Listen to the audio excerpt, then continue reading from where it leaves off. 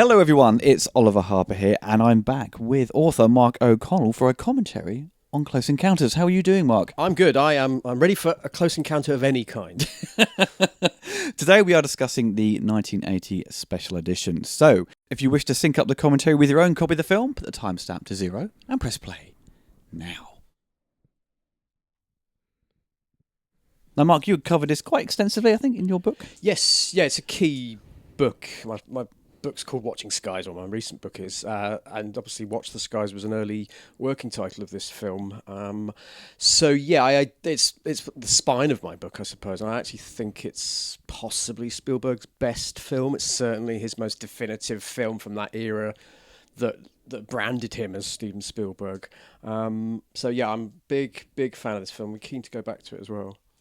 I saw it only a few times as a child, and kind of I mainly grew up watching the 1998 cut because I saw obviously bits of it on TV, but I could hardly remember it until I sort of picked up the 98 version. And it's, as you were saying, it's kind of one of Spielberg's best movies. For me, it was always I appreciated what it was doing and the visual effects and the music and the performances, but I always found it a little bit stale in areas, which I'll kind of point out why I think that. But it's a bit of a slow middle act for me. I suppose as a kid I didn't really gravitate towards it because it didn't have any action and stuff like that. It's about alien invasion, and these aliens are very nice and friendly. Yeah, and there was always different versions of it on as well. There was that's still a loud moment, that. There's always different versions. I mean, I'm almost confused now. I'm like, what version is this? So, I mean, we've gone with the 1980 special edition, which for eons and eons felt like the definitive cut. So that's the one we're doing now. But there was different TV versions, and that was often the case with films in the 80s and 90s. You sort of remembered scenes that were then cut out of releases, and you're going, did I imagine that scene, like Dreyfuss pulling up his garden and all the fencing to get all the earth to build his it's Devil's like the Tower. old it's like as I've kind of discussed the Superman films in the past, they're all kind of extended for TV, mainly in America and I think parts of like Ireland and Australia, but it's seeing the Topps trading cards of Superman being frozen in Luthor before he enters Luthor's lair. I was like, where is this scene? Oh yeah. It wasn't until years later. We saw it on the DVD. Most people did anyway. I was always horrendously disappointed by Police Academy films when I saw them at cinema or on video, because they would have so many scenes that were in the trailers and on all the promotional stills that weren't in the film. I remember thinking our local cinema guy is cutting them out. He's like editing Police Academy films. We don't live in that era now, but there were so many random versions and bootlegs, and because Prince would travel up and down the country for years. I think Close Encounters, it's one of those films it's hard to say what the definitive version is. I mean, obviously Spielberg had a little tweak and tamper in 98 with the director's cut. So he'd obviously taken a leaf out of George Lucas's book and just started to redress the salmon, as I've just said there. It's I think this is the only Spielberg film he's actually returned to a number of times to make adjustments. I mean, it's got there's 3 cuts of this now, and it was often it was one of the first films that we were aware you could do that to films. Yeah, I mean, Ridley Scott did it in '92 with Blade Runner, and that was quite a big event. I remember it was on the London Film Festival, but Spielberg had already done it in 1980 for obvious crass money-making reasons for Columbia, and I suppose why not? There was nothing else came out in 1980. I think it was just, what was it, Chariots of Fire and no, that was 81. Some Star Wars sequel. Oh yeah, that's right. Yeah, that Strike My Empire Back, or whatever it is, that sequel to Star Wars that came up. I love this opening. I love I mean, I'll say it now. I was going to say it later, but this film really celebrates, supports, and heralds creative people, whether it's map makers, translators, sculptors, musicians, photographers, translators. And I love, this is a movie that starts in a foreign language. It's all deliberately vague.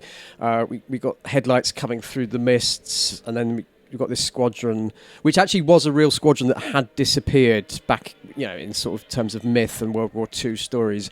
This sort of Bermuda Triangle sort of scenario. Yeah.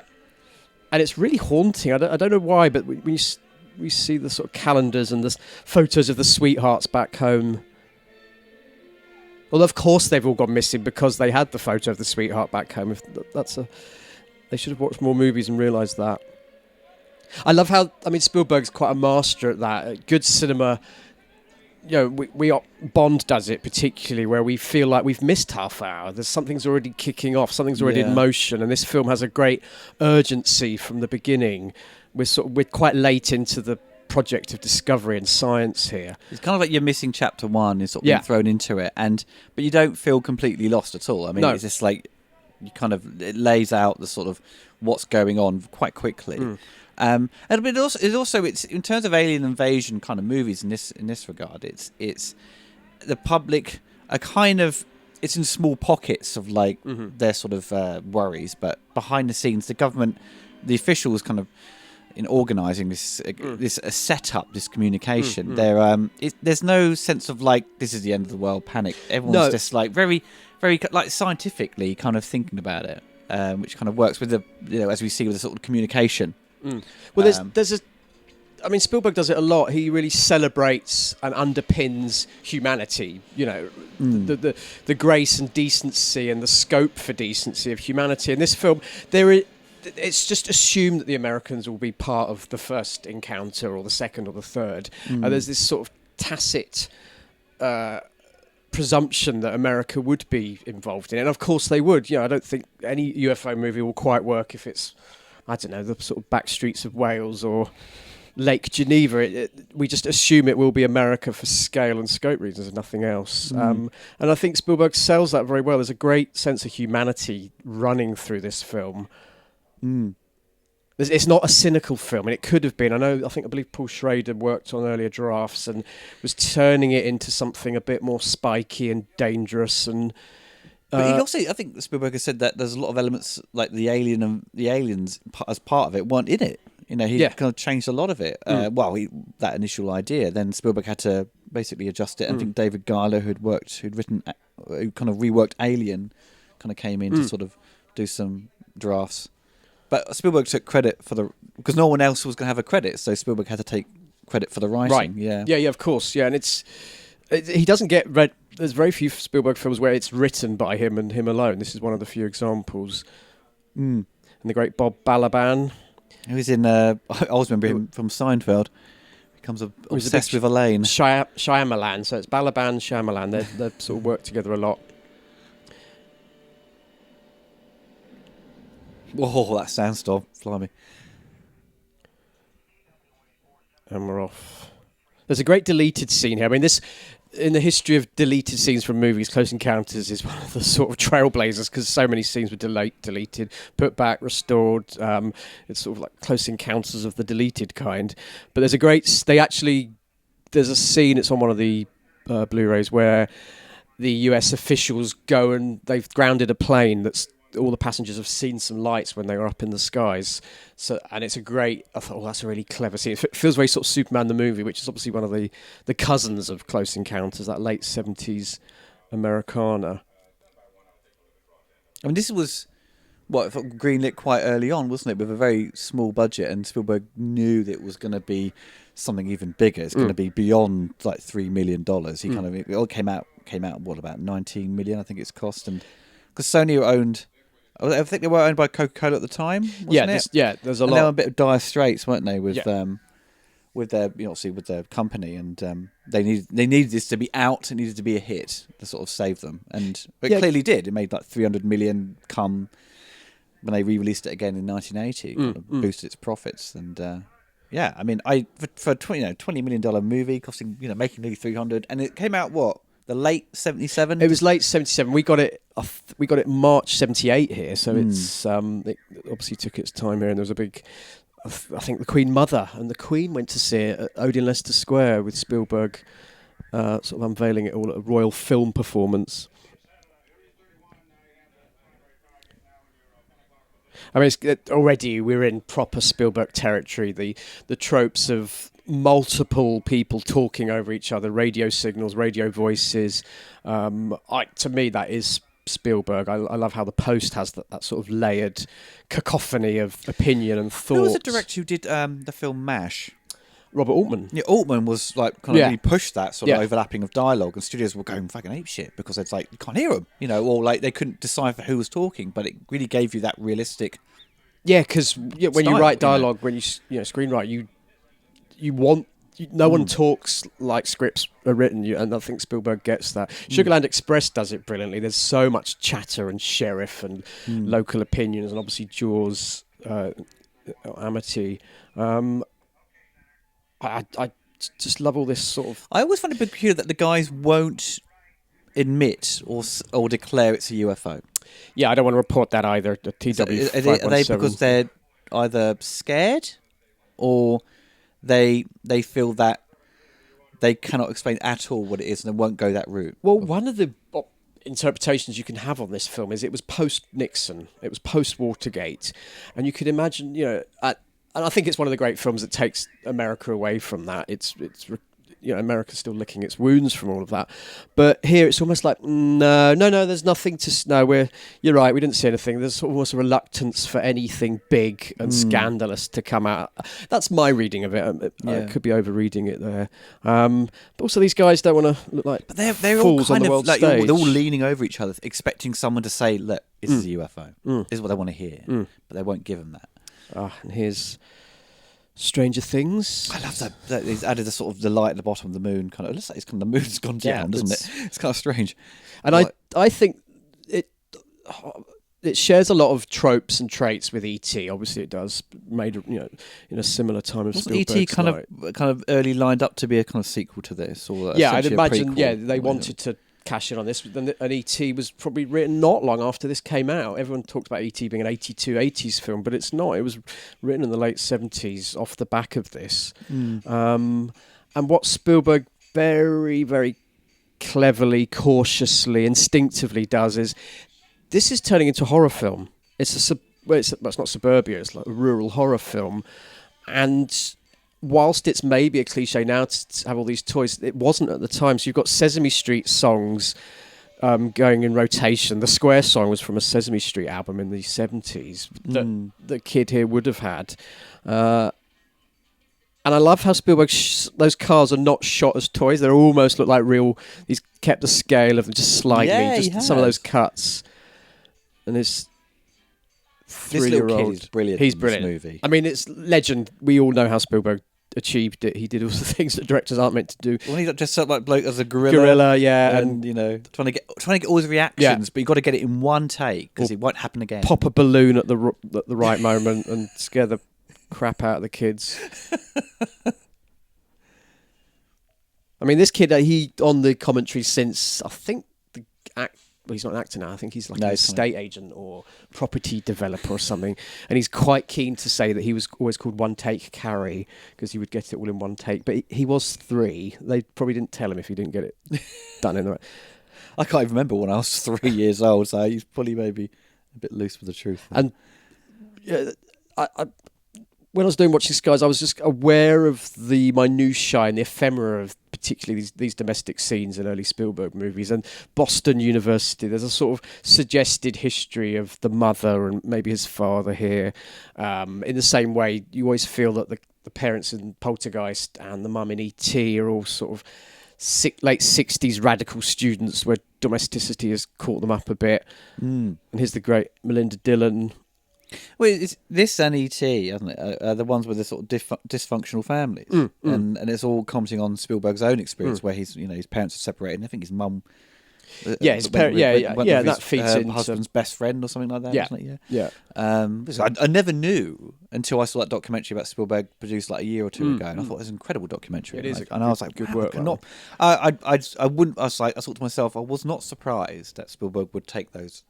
I think his own experiences and put it into film. And he's got another unmade script. Well, he's obviously got lots of unmade scripts, but a story from back in the day which is about kids in that post-school world. Maybe he's done it with E.T., but I think he wants there's one film. I'd love to see him go back and do a 70s film with that sort of that framing and resonance that Close Encounters has. Wasn't she cast because I think was it Spielberg had worked with her in a commercial, and I think she could.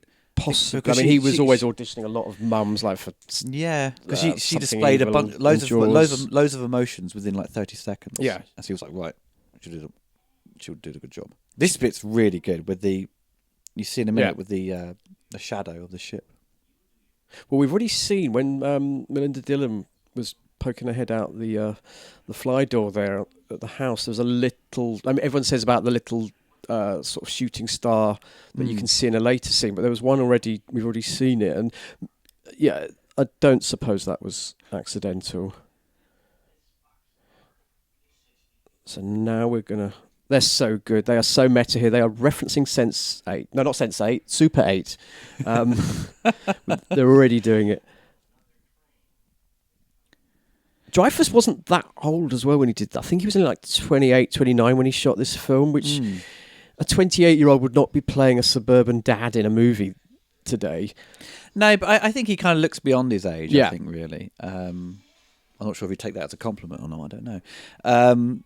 But as me and Mike were discussing this before we started recording, and Dreyfuss is very much he acts younger than and like a dad would do. Because he feels like he's one of the kids, and he's very like, oh, Pinocchio's playing, let's go watch that. Yeah, and they just want to play goofy golf. Yeah, and as soon as he sort of has this sort of the experience with the UFO, then he becomes this over-enthusiastic child and basically just abandons his family for his own personal gains, I suppose, or his own adventure. Come on, if they're not banging dolls, they're banging doors. These three kids, I would get in a UFO and go to another planet and possibly risk living for thousands of years. Like saying to your wife, did you smoke during pregnancy? These kids are a bit weird. Yeah. But it's clear that his wife just wants everything to be normal. She doesn't. Yeah, she's change. A coupon mum. She's just trying to get through. There's a great blue collar. I mean, I've said Spielberg and Lucas have got a great undercurrent of fascination and love for Norman Rockwell. Yeah. Who's this great mid-century Americana painter. I mean, the most famous example of it is the beginning of Last Crusade, that starts with Boy Scouts, and one of the tropes of Rockwell's work was he did a lot of paintings of Boy Scouts and that sort of mid-century adventure. But I've tried to suggest this in watching this, guys, how Dreyfuss does. He looks like a lot of the protagonists of Rockwell's paintings, with his anorak and those baby blue eyes arcing up at the skies, whilst everyone around him has that sort of officious government agenda, which he doesn't have. No, I just love. I mean, I'm going to keep saying this. I'll try not to turn this into 2 hours of me saying I love this film. But I mean, it's also a film where TV screens are constant, and there's always movies going on, whether it's the Ten Commandments or the news or Looney Tunes. And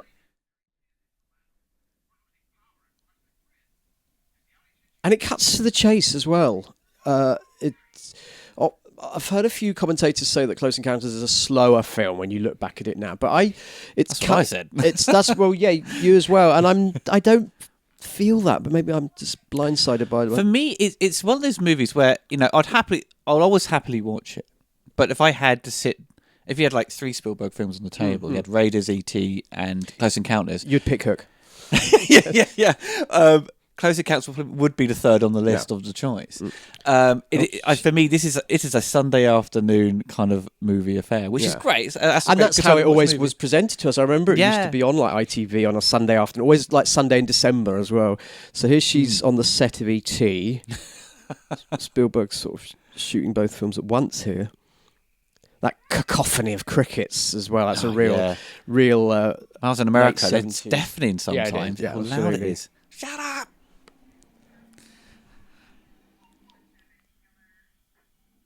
Was this the kind of the first film to have that kind of beam of light over someone's car, and sort of this like? You could go back to the 50s B movies. I just don't. Not unique. I just don't recall anything else in my mind that this sequence would have happened, and I've always kind of since then on from Close Encounters, we saw like an episode of X-Files. It would borrow so much.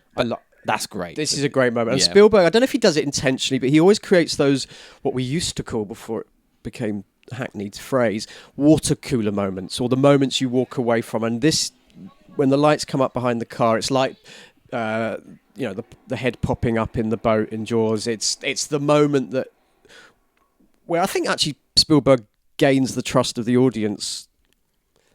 And here's a little shooting star.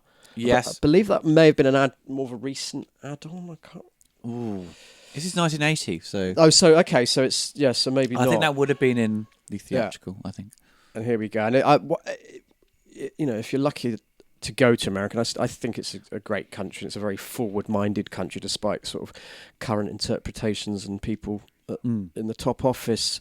But it is a world of yellow road lines. I mean, I'm obsessed by the yellow road lines. They sort of feature a lot in Watching Skies. But the post boxes, the railroad crossings, it is there. And I just think that it gives this film such great strokes and again, it's that humanity word. I remember reading about when like comic book artists from the UK went to work in America for things like DC Comics and Marvel during the 80s. But they were more obsessed when I got to New York, with seeing those water towers on top of buildings. That's what kind of, oh my God, this is New York, seeing those. And it's just kind of seeing those elements you had mentioned kind of really create the groundwork of what you think visually America is. I mean, when I go to America, I start taking photos of road lines and post boxes, and I'm not joking. Yeah. And you can imagine doing that here. I'm just going to take a photo of this Royal Mail post box at the train station here.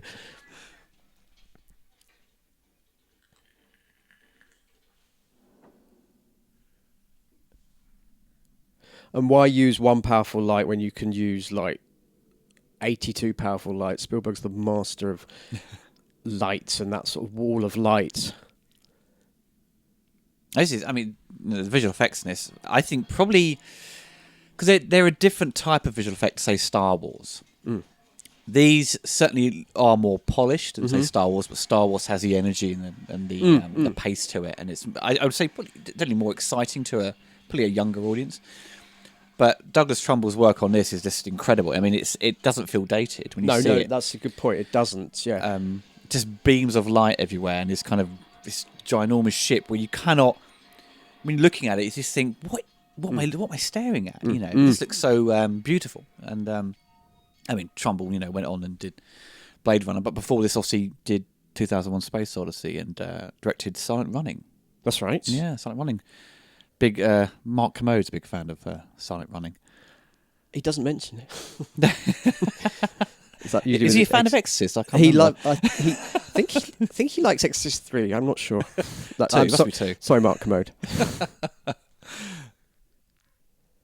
Spielberg went to quite a few bigger names for the part of Roy Neary. That was right, yeah. Like Pacino, Hackman, even Steve McQueen, and they could have worked. I think Pacino could have made it. I think McQueen said he couldn't do crying on screen. That's right. Yeah. Yeah. And now this, they're going for it here. Let's just go for it. It's still vague. It's like, what is it? It's like some sort of metallic oil rig. I don't remember that bit in the 98 cut. I think he cut that bit out. I would possibly not have put that moment in. I've kept the lights, but I felt like the massive alien ship in the first Alien when you see it going over slowly. Although maybe, after this film, I don't know how much Spielberg saw of Star Wars in development. I know he saw a later cut without all the effects, but it must have been quite a thing like, oh God, I've got to go back, and that scene I put in, I might have to, change. Like the opening of Star Wars, Spielberg, I'm making this up now, but he, it probably affected some of his choices, and probably in a good way. At least he was pals with Lucas, and they could sort of cross-reference and not echo each other's work. Yes. Because I remember when the 1980 cut came out, Roger Ebert had said, this is, far better. Why didn't Spielberg release this one first? I don't think he had anything bad to say about the theatrical cut, but it was like, everyone felt this was a major improvement. But, it's an odd one. I mean, this is, look at that. That's a shot I love. Oh. It's like a kind of a giant ladybird. Or it's like an Imperial probe. Wrong film.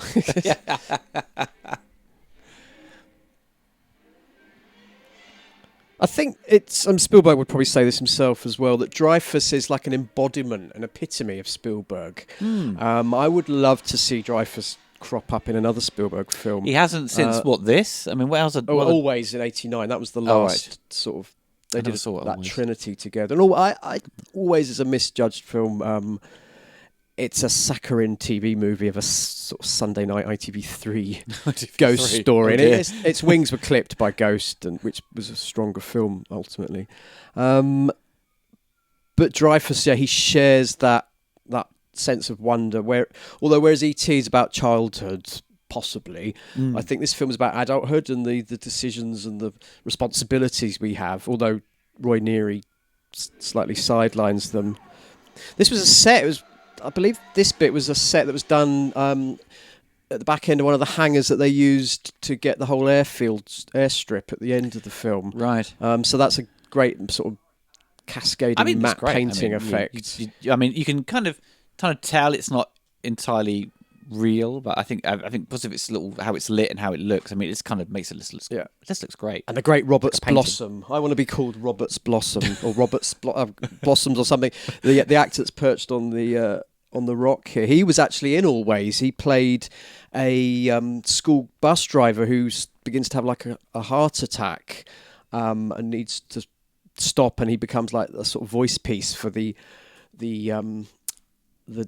then deceased Dreyfuss. I always have that because always when you had these kind of UFO sightings, always kind of these kind of rednecks kind of seeing them, and but here you've got these kind of sort of country bumpkins kind of just sort of watching them floating Ben and Jerry. They really, they tried a lot of different designs for this. There's a great book by a guy called Michael Clasterin, which has came out a year or two ago, Close Encounters, the Ultimate Visual History, and one of the things it does, it just details all the different designs of these early sort of scout ships that they had. And one of the notions was to have the Golden Arch M of McDonald's, because it was like the aliens were copying and aping what they had seen on Earth. But I don't know if it was a rights thing or if it was just perhaps a bit too much. I would like to have seen that, all these sort of different cascading logos flying around Indiana. This moment here reminds me of I think Carpenter may have took some ideas from this for like the fog, because at the beginning of the fog you have things just happening, lights turning on and things and the petrol pump coming open, sort of being pulled off. This is things that where they start sort of things start turning on. And I can't go through one of these tolls without thinking of that film. Particularly when I'm in France, I just always. It's weird how these films sort of burn on your mental retina.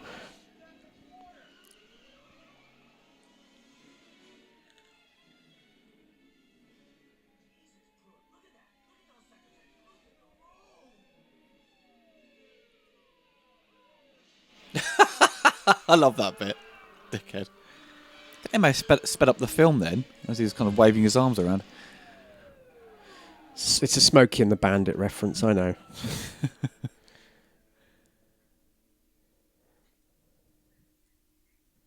I love. Yeah, they just. They separate. Yeah, it's wonderful.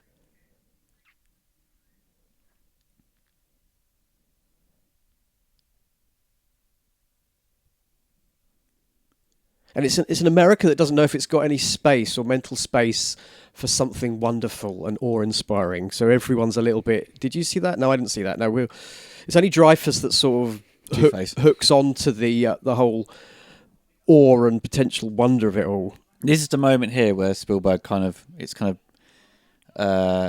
taking cues from his youth, where his father took him out of bed the night to watch a meteor shower. I suppose that's kind of what spurred him on with this, wasn't it? Those kind of experiences. It's a rare Spielberg film where the guy that's breaking up the family is the hero. Normally, we've got a busy or absent father in the wings, or not even in the story frame at all. They've caused their damage and moved on. But here, it's one of the few films where the dad is breaking up the family. I actually, as I say, I would do it if it was me. Admittedly, I don't have 3 children, and I'm not married to Terry Garr and her amazing coupon cutting skills. I think it kind of shows that they kind of married at very young age. Yeah. I think really, sort of, and that was his kind of first love. Then he just sort of. It's very like the Freelings in Poltergeist. They don't know why they're married. Yeah.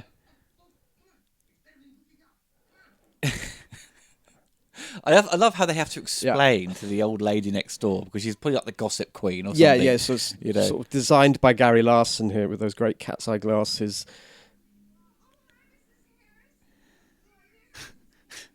Go to bed, you old bag. Just leave us alone. That's sort of Kathy Burke kind of moment. Cameo.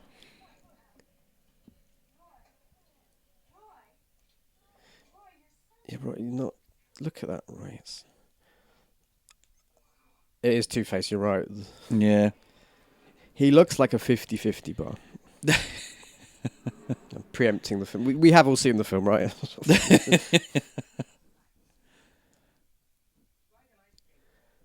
Just like an ice cream cone. I mean, I think that's better. They always what flavour? Yeah. I love her pragmatic. Yeah, but what Yeah. flavour? It's Don't important. they always do this in films, and they say when you're watching it, they clearly see something, and they can probably describe it quite easily to the other person. But they always, when they describe it, they go, "I don't know what it was. You know, it was big and large, whatever." You think, "Come on, need more information Is here." she wearing Crocs? No, they're not. They're like Crocs, but early use of Crocs in a motion picture.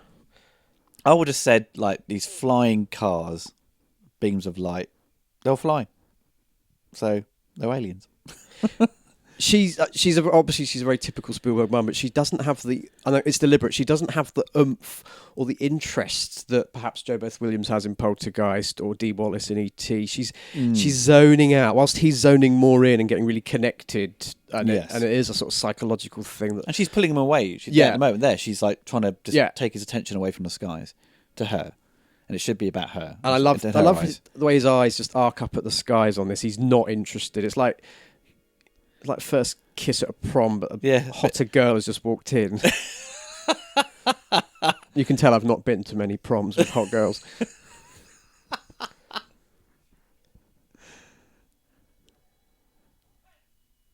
And again, this film doesn't, and Spielberg particularly, there's not this arrogance that it's a whole American project, it's a whole American experience. So we have all these sort of different outposts throughout the globe, and here and later India.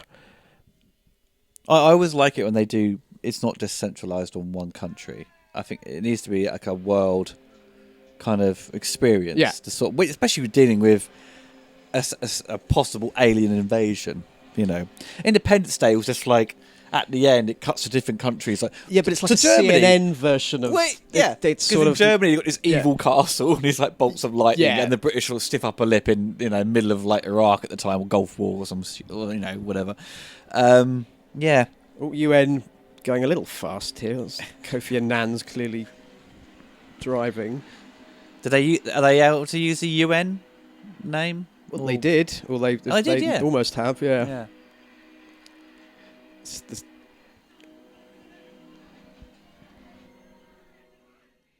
And again, it's that suggestion, that off-story suggestion that this has been going on for 50, 60 years. You know, this is the Cotopaxi is a big ship that disappeared long time ago. Do you think this is because when the officials kind of speak to the public, there is this kind of, they're trying to debunk everything. But obviously one official's like very grounded and said, "Look, I want to see these things as well." Yeah. But there could be an already kind of, they've already experienced something before, which is probably hinting at Roswell. Okay. Yes. So yeah. I think the film moves away from that though. It doesn't have that sort of 47 area. But it has. But it has this kind of understanding already set there that something's, because when they have. Coming up soon is when they've recorded the music and they play it to those a bunch of people in this kind of hall, aren't they? Sort of empty UN. And they're already deciding how to communicate. Yeah. So something's already happened, like for them to sort of not panic, but just be like, this is kind of what we're going to do. Now, there's a great thing here. I've only seen it recently, but whilst Ronnie Neary is cutting out things that she doesn't want her husband to see, there's a report about a new movie called Star Wars. It's gone now, but if you ever get a moment, do pause it, because the report is talking about Star Wars being this big box office hit, this new film that all the kids are into, but they deliberately spell all the names wrong. So it's like, I think it's something like Alex McGuinness and sort of Carrie with the Y, Fisher. I like the little in-jokery there. I never noticed that. That's really good. This is brilliant, this is. I love this moment.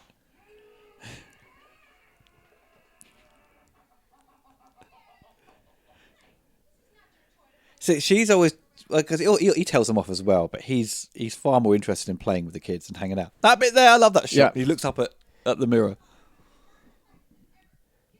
Is that a shark burn? Did he get like? Yeah. No. Oh, this is when he's getting the visions, isn't And it? we're Of off the mountain. I think that was as I mentioned at the start. I was like saying to you, the middle act is kind of a little bit slow and cumbersome for me, and it's him trying to build the mountain in his house, and it plays on this a little bit too much, where there isn't really much plot happening, so to speak. I know, but it's that obsession that sort of he has this sort of Falstaffian lunges of earth and mud. He doesn't care. Right? Spielberg films are often about obsessions, whether it's obsessions of spacemen or politics or looking for certain ancient artifacts. I don't mind. I think that we need to see his breakdown, because actually the last act of the film is about him being right and about him coming out of that near breakdown and going, yeah, I was right. I was right to sacrifice my 3 annoying banging kids and my slightly coupon mad wife. But there is this, how the film's cut as well. It's not, at the time, editing was taking a radical change in terms of, I would say, improving, actually. Yeah, absolutely. Well, this is a lot slower pace. It feels more traditional. It feels like kind of like a 60s movie, kind of, in terms of how it's cut, with the pace of things. It's not as efficient as, well, not as what's the word I'm trying to use. It's not. If you watch Jaws, I mean, that's a quicker cut movie. It feels a bit more contemporary. I could go with that. But when you see the big alien ship at the end, it needs those slow paced cuts to sort of take in the. Yeah, I think visuals, if it becomes a faster film, a quicker, more kinetic film, it possibly takes away from the glory and wonder of what ultimately it is about. It's about UFOs landing, in America and changing the course of humanity as well. And I love how the film doesn't. It's only a precursor. It's an appetizer to what would happen. We don't, apart from Dreyfus going inside, we don't ever see what happens. I'd love to see what Spielberg would have done with a sequel. It would be wrong to do one, although 45 years later, have Dreyfus return to Earth. I mean, that'd be great. Is that a thing? Although would he have aged? Yeah, he's not supposed to have aged though, because those guys come back from the from the Well, World we War could II maybe thing. we could get around that. Yeah. Sadly, Terry Garr's not in such a great sort of medical shape at the moment. But this is the one, well, very early on, where Spielberg was given a lot of free rein on this, full control of the movie. I think that may be where if he had maybe had a studio kind of saying maybe you should trim this bit or improve the pacing maybe slightly, then he would have. I think if you're comparing it to Jaws, yes, it's a slower film, but I don't think there's much flab on this movie. Kabla. Now, why are they referencing the door buzzer from Moonraker here? I don't understand. Doesn't later on, when the ship communicates, there's a bit of musical cue which sounds like Jaws? Possibly, yeah. And I was like, that sounds just like Jaws. Yeah. There's Bishop. Bishop's coming in because he knows about aliens. Oh yeah, Bishop. And I saw him. I watched it the other day. I was just like, he's such a smooth face. Now he's just like a bag of walnuts. Yeah. He's been wrinkly for a long time. Really love Bob Balaban in this as well. He's got this nervous, bearded energy. He reminds me of sort of possibly what Spielberg would be like if he was sort of part of this project, where none of them quite have the answer, but they're all just pushing forward. It looks like Spielberg from the late 80s.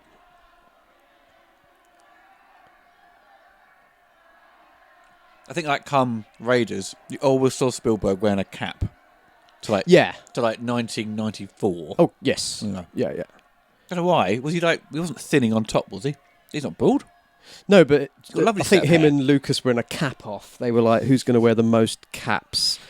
There'll be like a centre it'll be open, like a heritage museum of all their different caps. There's always the ET cap as well. No matter what, it could be Schindler's List. They could be like recreating Krakow, and then it'd be like he's wearing an ET hat. I think this is echoes of Spielberg and his adoration for David Lean movies. There's a great sort of sun-drenched scope to that. all those hands went up just reminds me of the sort of the final shot of Evil Dead 2. That was interesting. Here's Dreyfus. Not Dreyfus, sorry, Truffaut. Truffaut is a curious casting call in this film. Spielberg, and you see it a lot more in E.T., Spielberg was definitely influenced and in love with what Truffaut did, that sense French of cinema. yeah, that French New Wave sense of domesticity, childhood, and it's a brave move to put I mean, Truffaut had acted, he'd been in front of the camera for various things already, but to go with a director who you so love, and he's, you know, it's quite a name. He might not have been a name to every high street movie multiplex in America, but it's a cool move. And later on, I love how Truffaut turns into almost the director of the film. I'll get to it later on the Airstrip. And famously, Truffaut, his English wasn't great, so he would learn a lot phonetically. It's very rare for, you know, a director very much to sort of star in a movie made by someone else and play it as a character and not have any sort of, because he was very respectful of Spielberg, didn't push his weight around, didn't say he completely respected the director and said, "This, okay, I'll do exactly what you want me to do." It'd be like Hitchcock turning up in The Last Crusade or something. Yeah.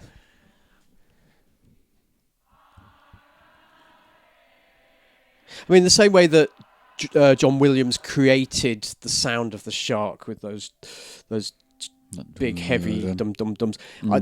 He's music is how music becomes the bridge between humanity and extraterrestrials here. Yes. It's the tones, and I believe Williams spent a lot of time getting those 5 notes right. That was it, because they were trying to think, they wanted extra notes, didn't they, or something? They had to speak Yeah, to and a he said if you scientist to add 1 or 2 calculate. more, it becomes a melody, I believe. But Yeah. 5 have that tonal sort of science maneuver sound to them. Yes.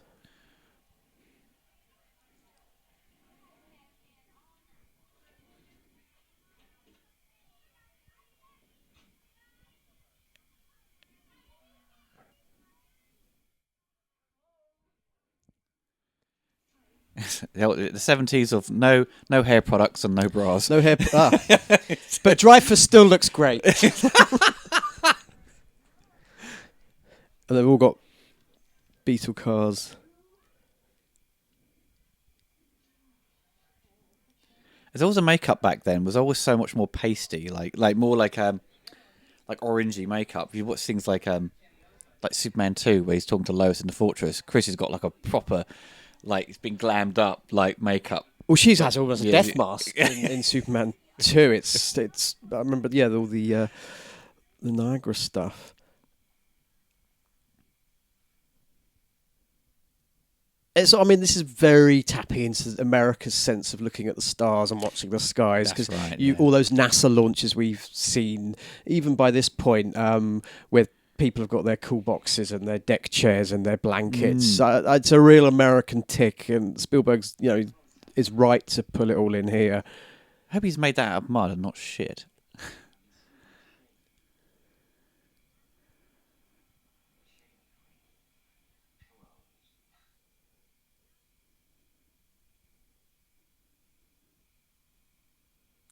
It's one of those things. I remember when I first saw this film when it was on. I saw bits of it. I was only 6, and it was on television sort of late December '81. And my uncle had a copy of it, and I think he put it on just to sort of entertain me. And I didn't really watch it, but I remember being was that 82? Was it? It was Christmas '81, like 81, December the 29th or something. It probably kept cropping back, but it isn't until you're an adult that you because all of this was a bit vague and a bit sort of outer dimensional.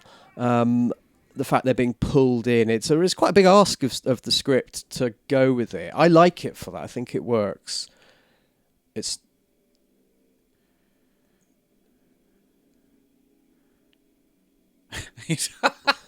Connell has an almighty chin. Any minute now, the Cannon Group are going to bring a plane along advertising Superman 5. Isn't that what happens here? It's a sort With one of those banners going. The cops all turn up, don't they? It's like a dog in sight or something.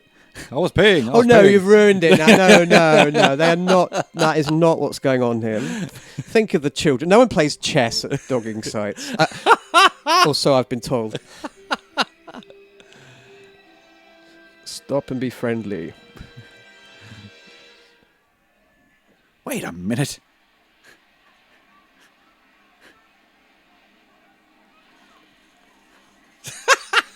Oh, this is a Superman 2 moment with the wig flies off. This commentary ends soon. If this is the tone of what.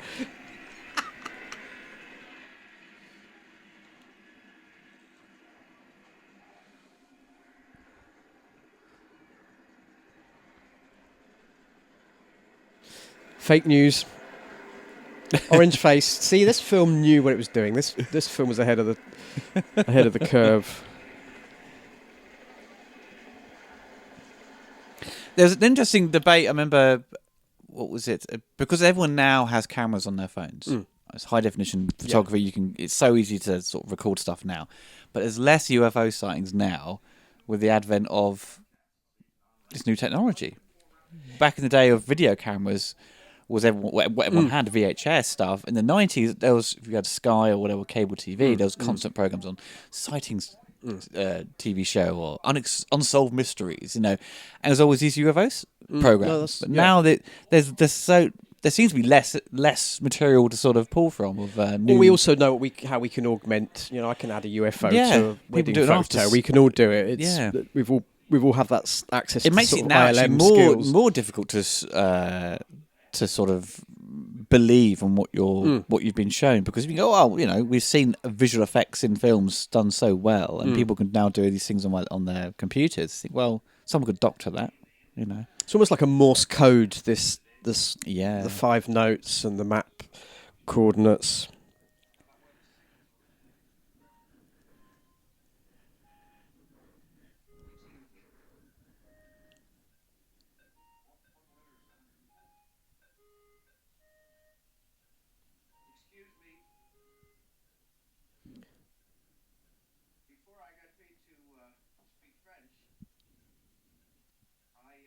I think he only knew a little bit of French before he started. I think he said he'd done it in high school or something.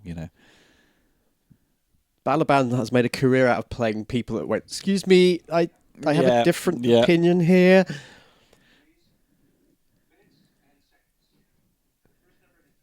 He should have had a part in the Jurassic Park films, playing one of Dickie Attenborough's kind of men from. Is it Richard Attenborough? Yeah, it's Richard Attenborough. Yeah. One who works for. Wait a minute. He's not in Lost World, is he? No, but he does look like. I just for some reason I thought. No, it's not. It's not him at all. I can see the guy. But it's so could have easily been him. It's Pete Postlethwaite's sort of right hand man. Don't pick it up. Do your back in. That sort of busyness of G-men, government men and their big thick ties and their white shirts. It's a real sort of all the president's men, Alan Pakula trope. But then there's no deceit here. There's no... Yes, they're being covert for obvious reasons, but they're not... This isn't setting up humanity for a fall or setting up some war with aliens. I love this film for that. Spielberg takes the tone that it wouldn't be an attack, it wouldn't be a conflict. It's interesting seeing the parallels of Spielberg and how he's changed as a filmmaker, where he's got softer as he's got older. But usually it's the other way around. When you don't have kids, you're a bit more aggressive, and then when you have kids, you become softer. But this would have been like, on paper, you could have thought, well, Spielberg would have done a sort of Independence Day kind of thing in the 70s, and then the 90s he did Close Encounters or whatever. I don't know. It seems. But this film, carefully, we don't have the White House. We don't have someone playing sort of post-Nixon. There's always presence on the phone, sir. It doesn't do that. We don't have Gerald Ford sort of live coming. Oh, xylophones. I despise them. I just hate it at school.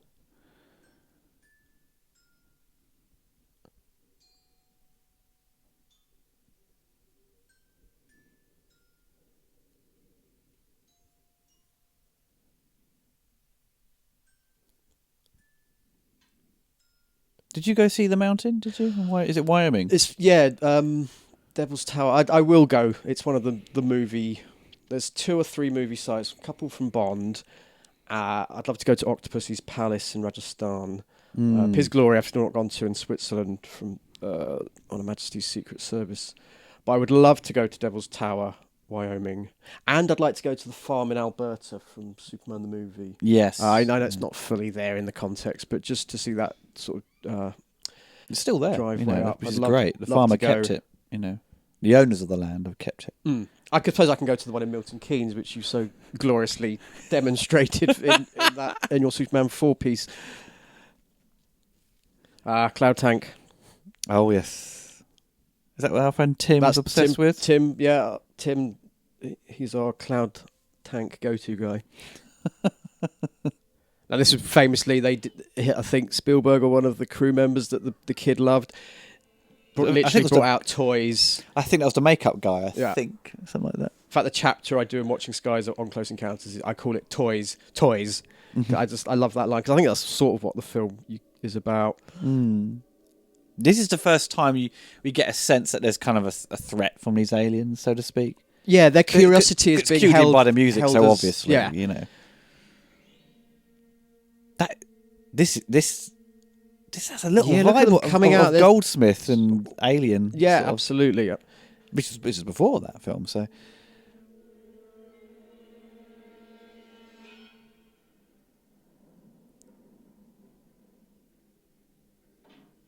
That'll stop them. Easily. They've come from different vortexes and parallel worlds, but a wooden Space within chair will spaces. stop them.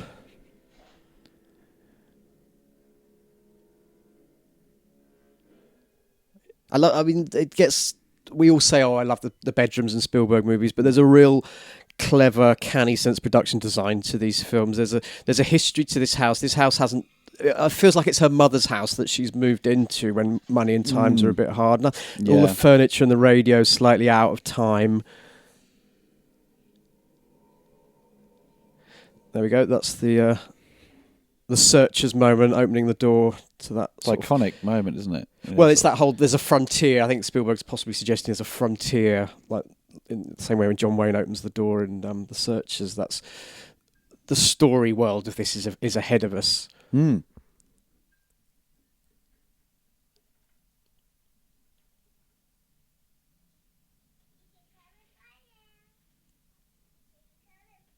It's interesting that the kid is not at all afraid by them.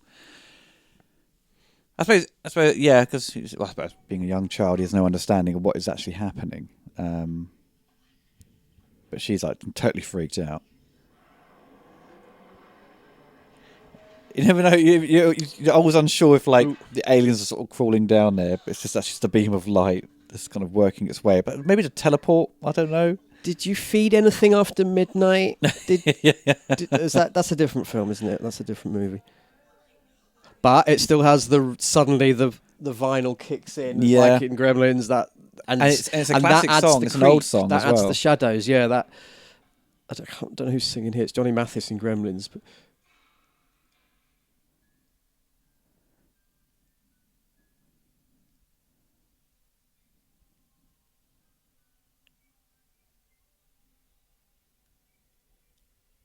and it's only later we discover that these extraterrestrials, some of them are playful, they're children themselves, and they're just trying to play here. In hindsight, when you know the whole film in context.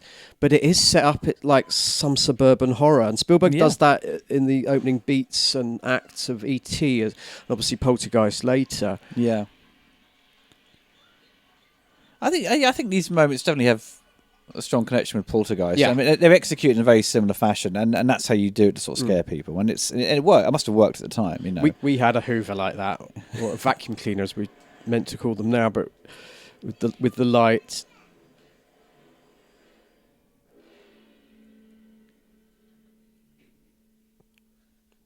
Now, this is what phones used to look like, kids, okay? It would take 10 minutes to dial, 10 minutes for it to start ringing, and then another 10 minutes for it to be answered. So,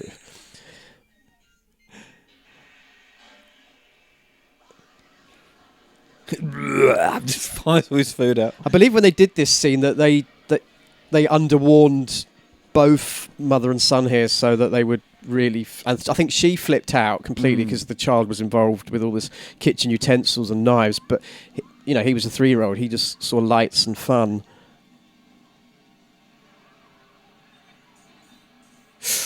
It is like a poltergeist haunting. Yeah. You know. The little shit. Get back here. Oh, let him go. Your artwork's so much better when he's not around.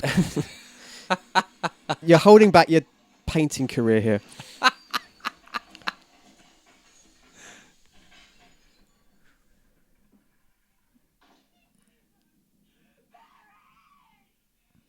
And she knows what's gone on. She knows it, but again, people aren't saying it. It's the UFO in the room, literally.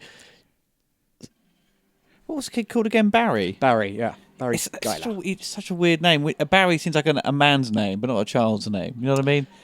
I don't know if they did that because the boy was called Carrie. Perhaps those things slightly help a kid. It's weird, isn't it, when someone thinks, I'm going to call my kid Barry. You know, yeah. You think... you always think, maybe it'll just suit when he's older. Friends of ours have got a baby boy on the way, and I said, you should call him Leonard or Jeffrey, just something really old school, inappropriate, like Barry or Jeffrey. Here we go. There's bionic people. Bionic people.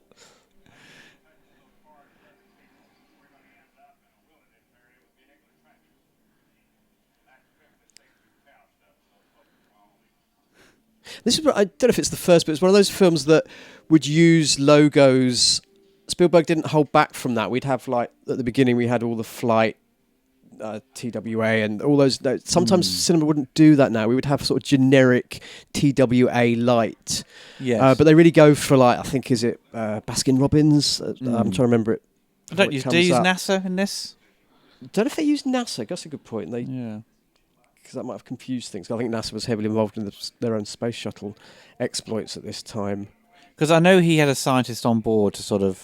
Alan Hynek. That's right. Yeah, he was the big go-to UFO guy. Yeah.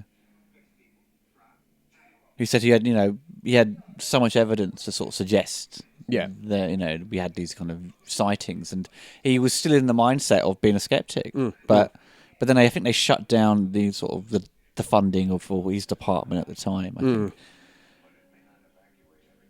But he has a cameo in the film, doesn't he? He has. He's the guy. Yes, the guy with the pipe. Yeah, I think near the end.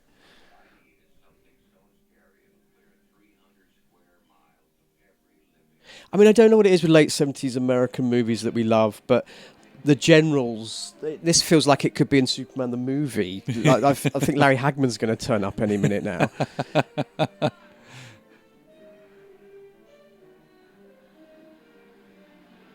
It's like an airfield in bloody England. Yes, yeah. Is that Surrey?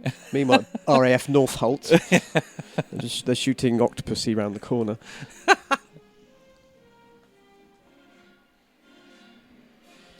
don't think it would work, this film in Britain. We'd have Wall's ice cream trucks going past and sort of B-Jam lorries. It would sort of...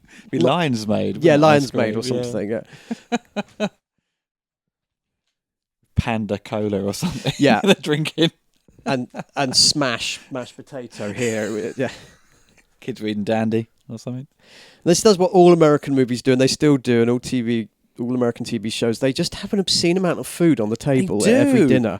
I'm all up for letting people pick how much they want, but I always watch this like, how much food do you need? Yeah. All that mash. I haven't had mashed potato in months, God. No, I'm a big mash. Mash man. Diet I was on. I was just like, I need mash and gravy and bangers on mash. Basically. And this probably wasn't mash. It was probably like porridge and wallpaper paste because these things never photograph or hold well in the heat of the lights.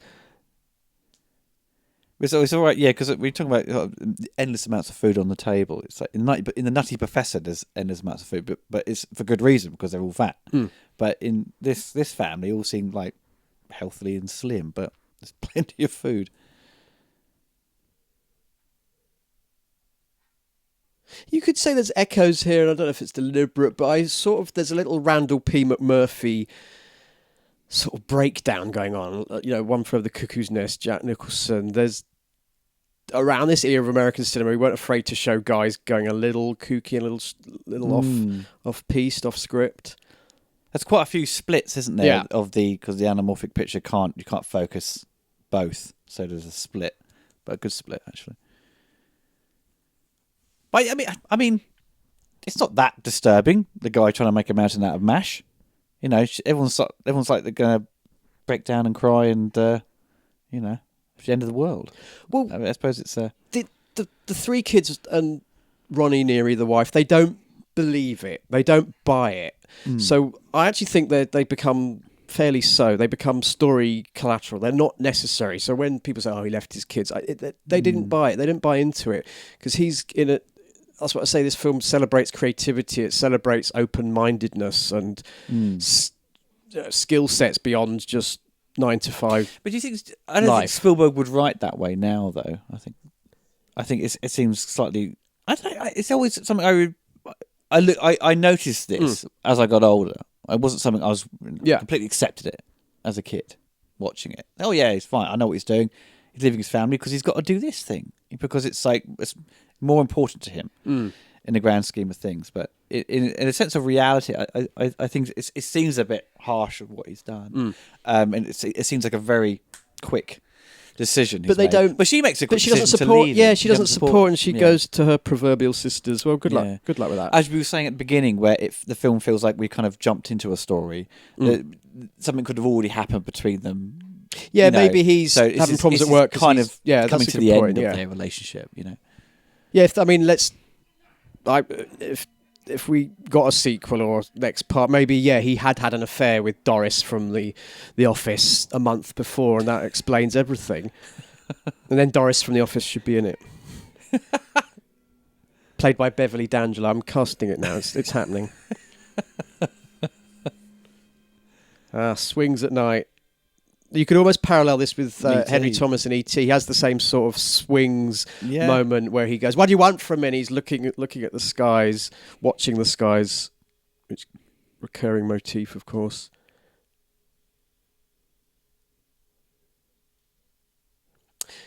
She's worried that she didn't cut out all the coupons this week, so she's just gonna check. Just 5p off petrol, Tesco's. Need that quickly. Come on, I would leave a house that had that much floral wallpaper and God, it's shocking, isn't it? But it's great. It's like it's been decorated by a grandmother. Yeah, very kitsch. They're very much the houses Spielberg grew up in. The suburban new builds, post-war. Raggedy Ann at the back there. That's also an E.T. I didn't notice actually when I saw E.T. again recently that Elliot has a Star Destroyer. Oh, he's got loads. Yeah, in the background. Yeah. There's Elvis Costello poster. It's not as much Star Wars in it than compared to Poltergeist. The toys and stuff. It'll make sense in the director's cut. There's that weird red light in there.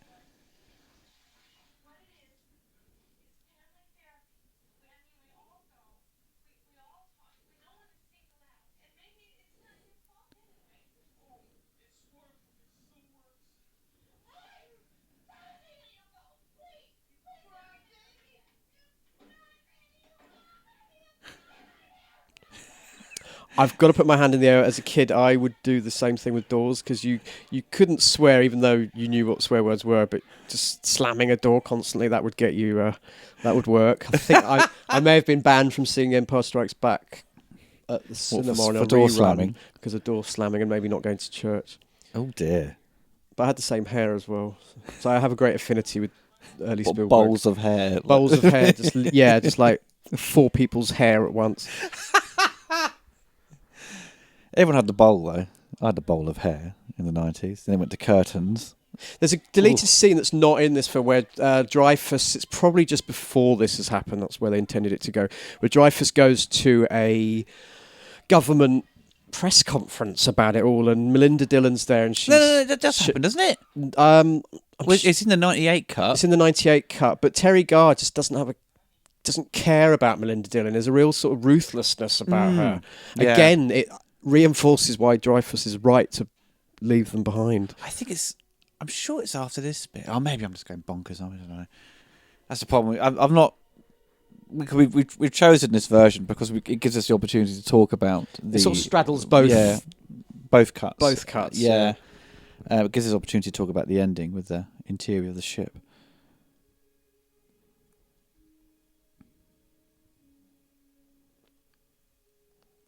I suppose when this came out after Star Wars, and I think even as a teenager, if someone said to you, "Would you prefer Star Wars or Close Encounters?" You probably would go for Star Wars. But I think they're Close Encounters different is movies. a stronger It's just radically different piece films. of work. Obviously, Star Wars is there's a more of a sci-fi scope to it. Star Wars, one could argue, takes a little while to get going.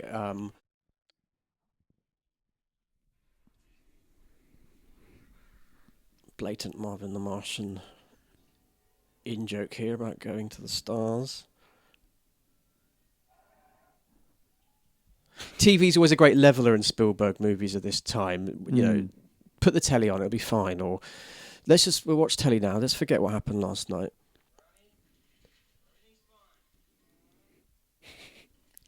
Yeah, but he's completely lying now, isn't he? With the Looney everything's Tunes fine. music underscoring it. We're all fine. Yeah.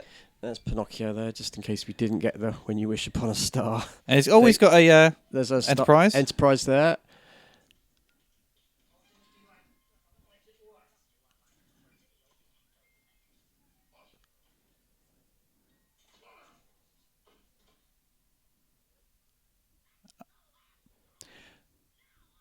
But do you think that was the crunch point where you think, he was fine, but now he's pulled that off? He's like, uh-oh. Well, it's actually come. I know exactly what's in my head. And my breakdown is right, and I'm going to pursue it now. I'm sorry. You go to your sisters with the kids. That's fine. You do that. I may not be back.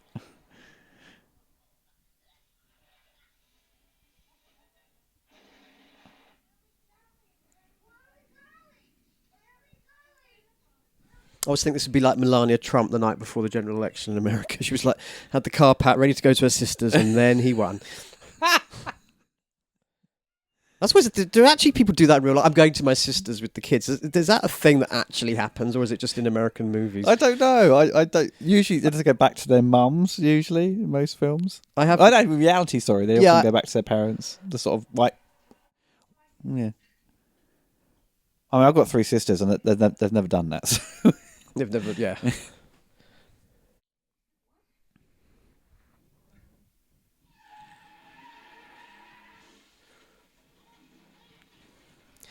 Tricycles always get bad. In E.T. as well, Robert McNaughton reverses the car over someone's little bicycle. Crazy, wacky action bike. So family therapy worked well. What you're all staring at? There's always stuff happens in the street, and everyone comes out to watch, and no one says anything. You know. Got the Triforce from Zelda in the top left. Bit weird.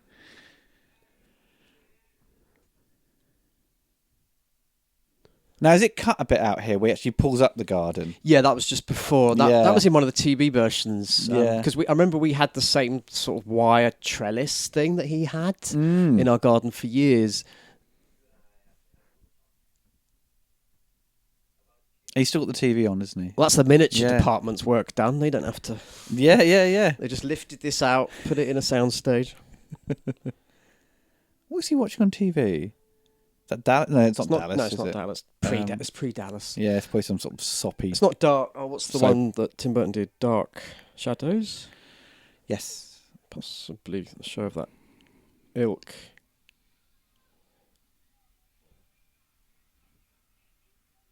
It sort of turns into a coke ad here.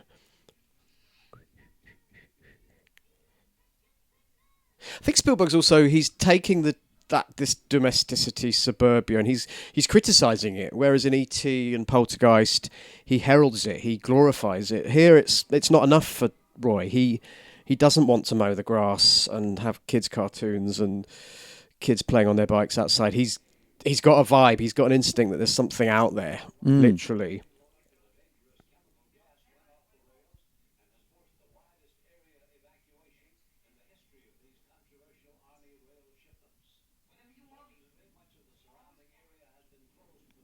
Is he arguing with his employer, or is he actually arguing with his wife? I think it's with Ronnie, because she's just about to hang up on him, I'm sure.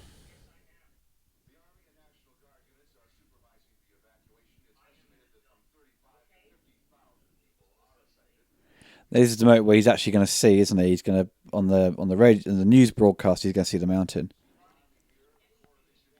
But it's clever because he turns away when you see it. Always love it. I mean, the TV's TV's so blatantly presented for the camera here. Oh, of course, the beautiful frame of Zygmunt's photography. This must have been a absolute. If you saw, well, you would have seen his pan and scan. It must have been the film was just. Yeah, that's true. Yeah, looks so radically different when you see it in the scope. And it's like the lights coming up behind the car. The audience is possibly there before him and waiting. Is he going to notice that? Yeah, that's. Good directors do that. They let the audience in before their characters sometimes. Yeah.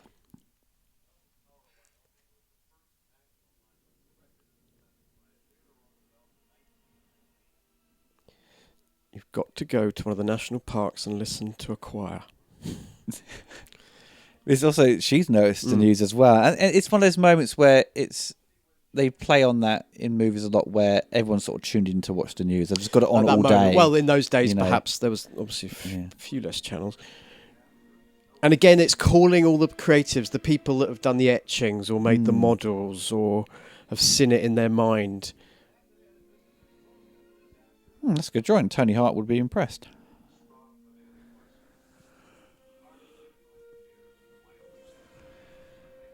And the set is still there. They kept the mountain there in Wyoming. It's for the tourists. It's still there.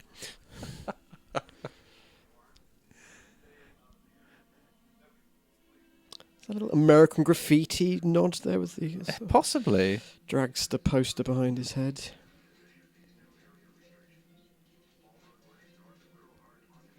Oh, the days we had to use a fucking map. God, sat-navs are the lifesaver.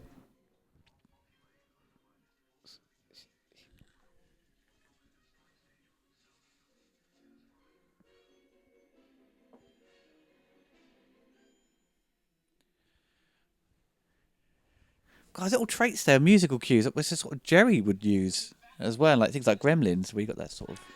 It's a very different score for Williams because it's not. It hasn't got those big, recurrent.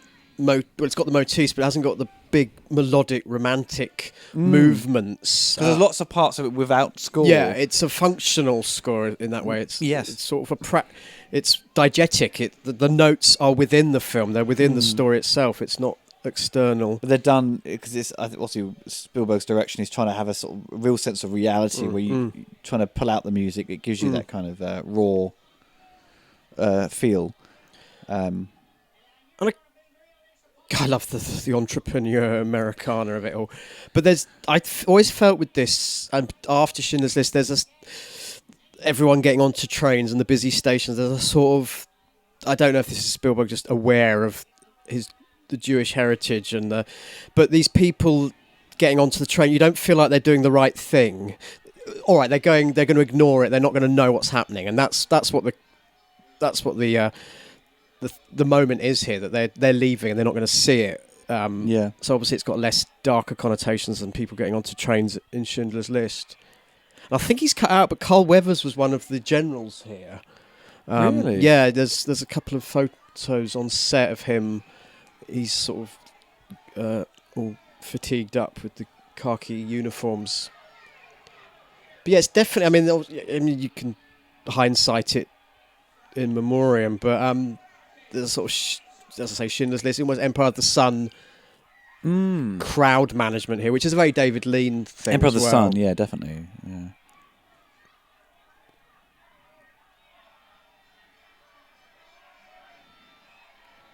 I just never get this sort of sense of panic in the UK. It's always in America when there's bad weather's coming in, or they've got more scope in America. Yeah. They can go somewhere to avoid something. But if something happened in Britain, you can't really.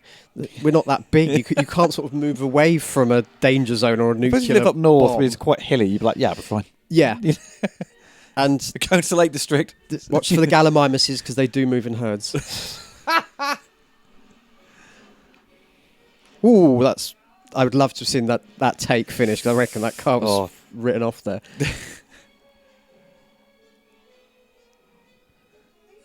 Off now to Smallville, and we still don't technically know what's going on. We don't know if it's an invasion. We don't know if it's an attack or a counter-attack. Those yellow lines as well. They're quite a motif of this film. Those double yellow road lines that sort of stretch in and around the whole film. Alice, Yellow Brick Road. Yeah, you literally, the Dorothy. Yeah, Dorothy. Sorry, I said Alice, didn't I? Whoopsie daisy.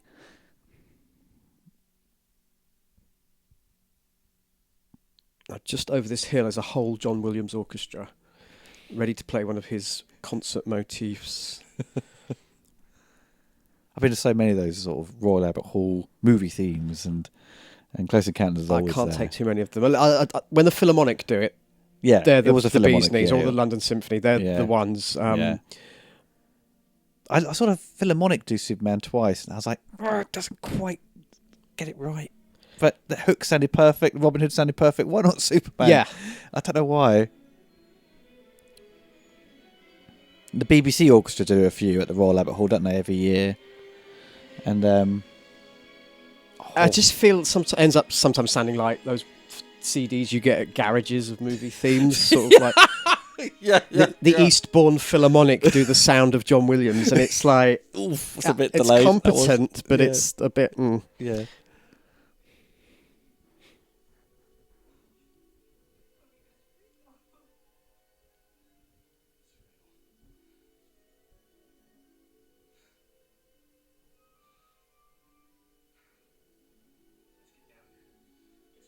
It was interesting when I looked at when John Williams kind of worked with London Symphony Orchestra. He hasn't used them for a long time. No, he hasn't.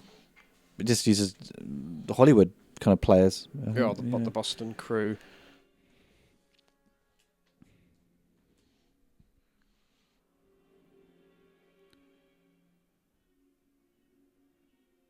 Did they buy their $45 gas masks? I don't know. They got their. That bloke was charging a fortune. I mean, 1977, $45 is a lot of money. I think they're actually going to Wally World. I honestly, that was the plan, but they're like, that to check in the National Monument first.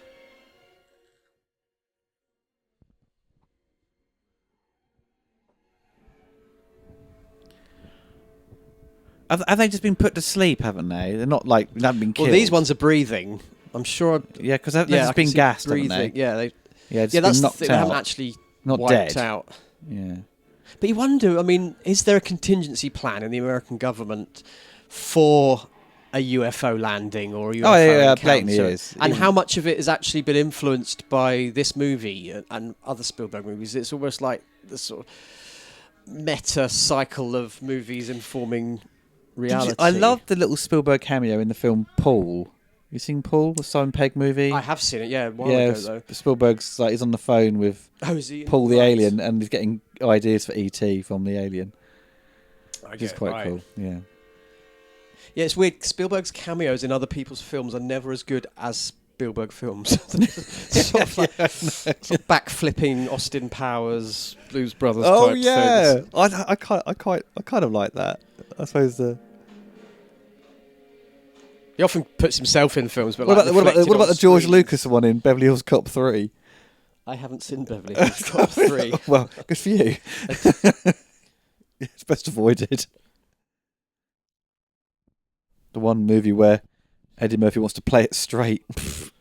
I didn't see that one.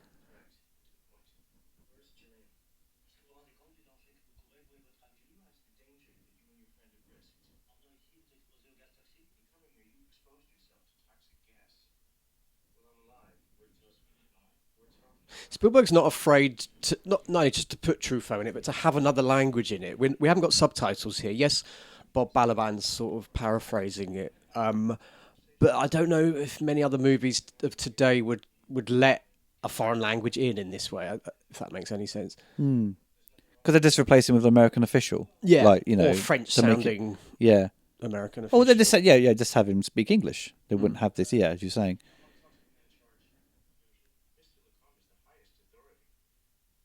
But there's a benevolence to Lacombe, particularly here, the Truffaut part. We don't feel, whilst there's some sort of conspiracy with a very small c, it's not, as I say, it's not conflict, it's not attack. But no one's being transparent, though. Yeah. Yeah. That's the frustration with Dreyfus. He's not just being given the answers he needs. and he doesn't know what's going on either. So they're both kind of fighting with each other for for more information, where they both have kind of little. It's all just based on speculation and sort of, just predicting what's gonna potentially happen. Is it possibly Dreyfuss's best role? I mean, yes, Jaws. He's one of a triumvirate of great characters in Jaws, but He's the lead in this. So, I feel it's his best role. He won the Oscar the same year in '77 for Neil Simon's The Goodbye Girl, and I think he was like the youngest recipient of the Best Actor Oscar, and was until Adrian Brody maybe clipped him on that one. But it's possibly one of his best roles. Stakeout 2 comes close. We'll give him that. I always quite liked his performance in Stand By Me, but be kind of more of a narrator and sort of bookends the movie. Yeah. And, He's quite an advocate of teaching now, and sort of teaching methods and teaching philosophy. He's always fascinating to listen to. Yeah, I wish we could see him more. I remember once, not that long ago, perhaps maybe 5-10 years ago, he was on BBC's Question Time, which is like the political debate show. Really? Yeah, I'm like, Richard Dreyfuss? You know when the camera starts out wide at the beginning of the show like that, and you're like, I'm sure I just saw Richard Dreyfuss sat next to Dimbleby, and it was him, and he was a very eloquent, quite a quiet soul. I know he's had sort of lots of... He's bipolar, isn't he? Of mental health demons and drugs demons, as the 70s did to a lot of people. But I feel maybe we should have more Richard Dreyfuss movies. I know he did W, and he still crops up. But I'd love to see Spielberg just work with him again. It's a shame they didn't put him in that film Super 8. Could have had a nice role within that. Because that was all about just basically homaging Spielberg, in a way. Through that Roy Neary cine film lens. I need to see that film again. I haven't seen it for a while. I'm not sure if it still holds up. Because it's one of those I sort of own comes it, but I haven't ever watched it since. I saw it in the cinema. I liked it. I found it tried too hard. There's another one, Midnight Special, which is... I never saw that. That wants to be Super 8, and Super 8 wants to be sort of E.T. Close Encounters. It's like, please, these films are becoming like Russian dolls. It was not as good as it should have been. Spielberg with added lens flare.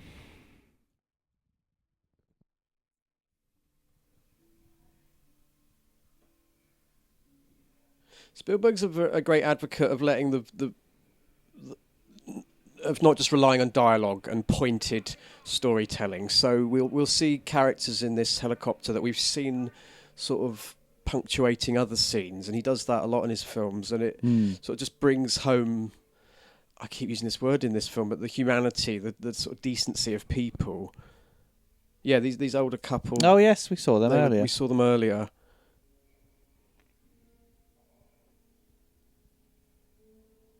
And it's a little weird. I think it's meant to be a bit unnerving. We don't quite know what's going on. It's almost like the rednecks in Deliverance. They're sort of just staring, and we don't know what's quite going on. And we're glad in a minute or two when Dreyfuss and Dylan, they just, hang on, this isn't right. They break away from the pack, don't they, and just leg it. There's a lot of Venetian blinds in this film. I think the Venetian blind industry of the late 70s really benefited from Close Encounters. And obviously E.T. has loads of them as well. It became a great way to light movies. We had this kind of big rotating blade outside the window. It is the beam of blue light. Well, it's Ridley Scott kind of used that a lot, And Bishop at the back being Bishopy. Bishopy, yeah.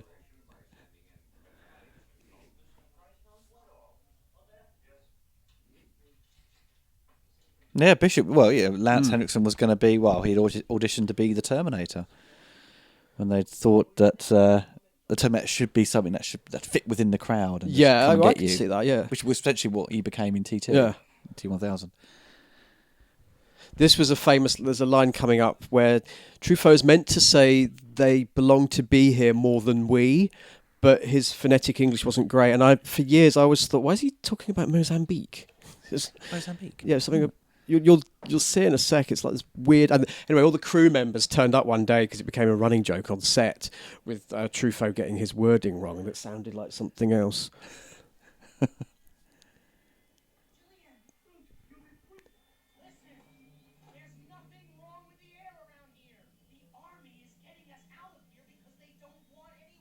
I mean, you've got to remember the sort of social American context of this film, shot in sort of 75, 76. So it's America still reeling from Nixon and not believing the governments, not believing local government. And Jaws does that as well. It's questioning authority. Yeah. Yeah. And that was very much the play on movies in the 70s. It was like, because for once now, where we'd been introduced, as you're saying about Watergate, we then questioned the powers that be. And Spielberg's very careful in this film to not have them being conspiratorial, and the general, actually, even though he's old school, oh god, he's making absolute sense here. He says, we'll get crazies here. We've got to be careful, because Spielberg doesn't try to make his movies too. Well, I think at this point there wasn't a huge political angle. It was just there's both sides of the coin. I think. Well, as I say, I've always said Spielberg politics is not quite in his arena. I mean, you could look at The Post. There's definite politics there, echoing real life politics, but he's matured and become wiser. But his films are often about the politics of the human spirit, or the politics of Roy Neary's obsession here, and he's meeting other people who are obsessed, and they may not be as obsessed as he is. He's like the most obsessed in this film. Piggly Wiggly.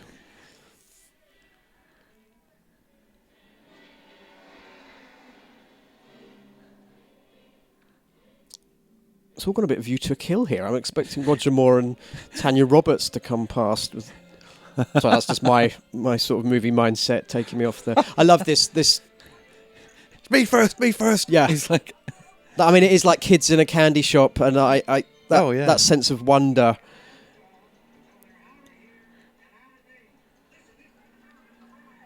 I'm a Republican voter. I shouldn't be in a helicopter.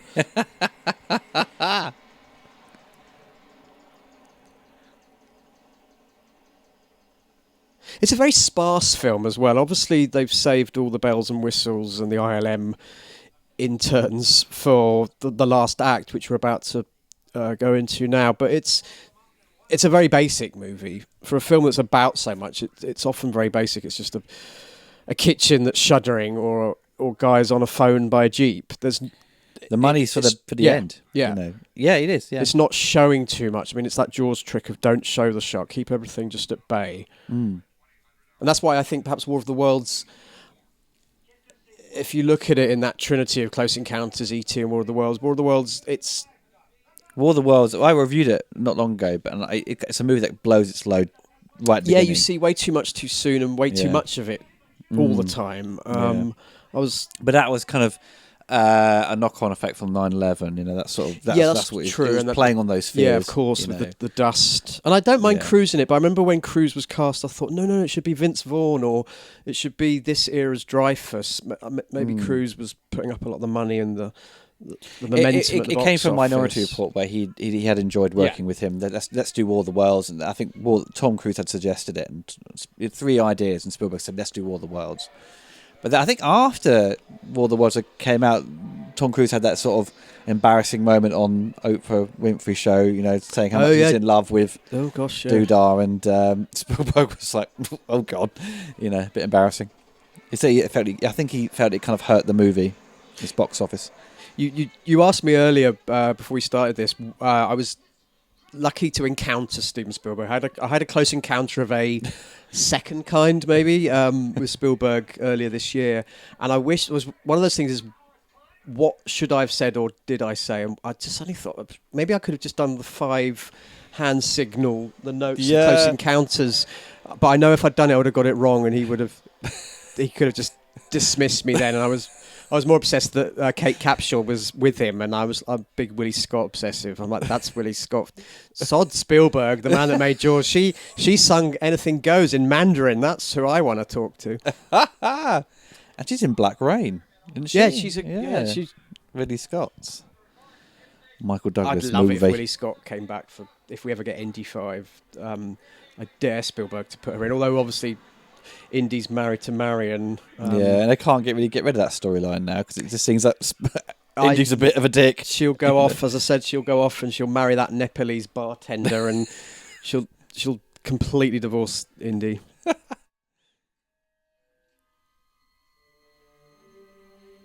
And obviously you can do the filmic echo. I mean, this film has a lot of echoes of the masters that Spielberg grew up with, like John Ford and The Searchers, and you were about to have a sort of whole North by Northwest motif going on here with the aerial stuff.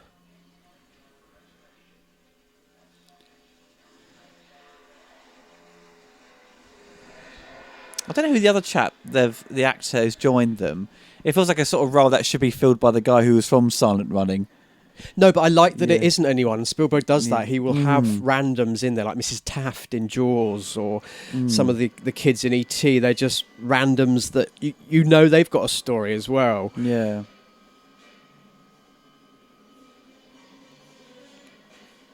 Oh, look at that miserable weather. It's changed a bit, I think.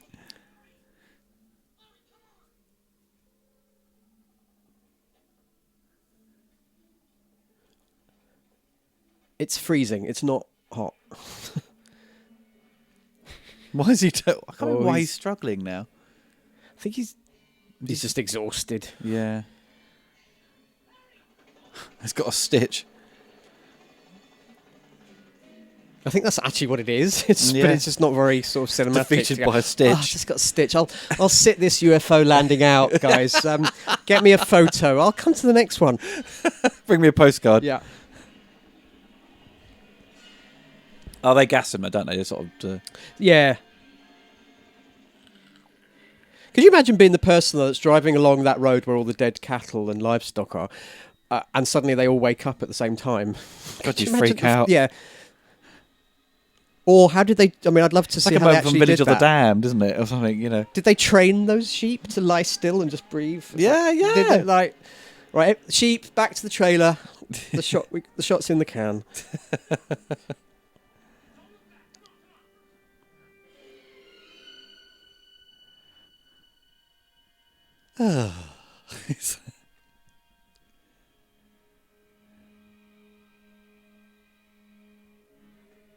I sort of feel that this is...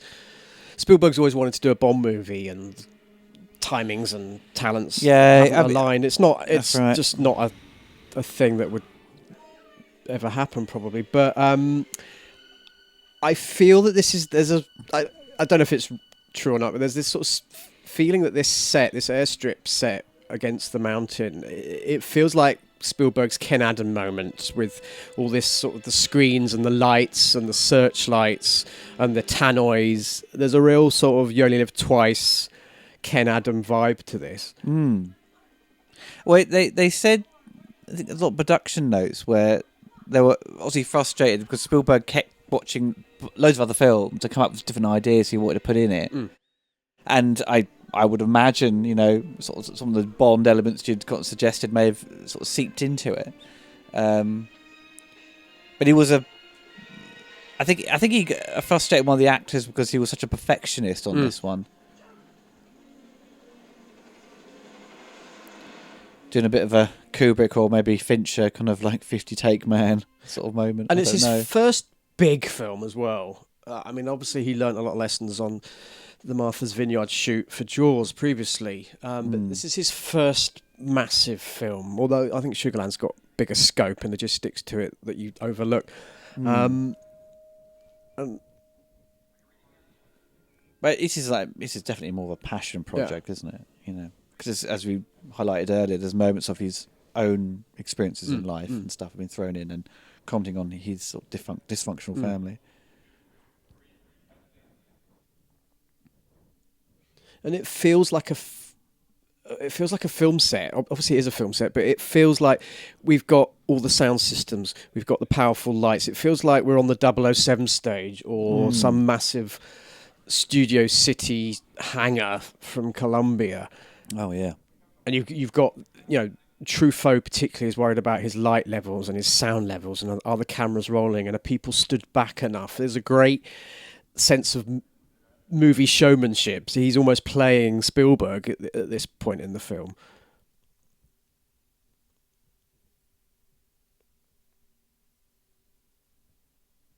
It's a real late 70s thing as well, with it's the yellow lines stretching into the distance, but you could liken it to the yellow crawl opening of any Star Wars movie, and those airstrip lights going off sort of pointing to something else. I love this moment here. So simple as well. All the ships begin to, because they're all part of the stars and they start to move.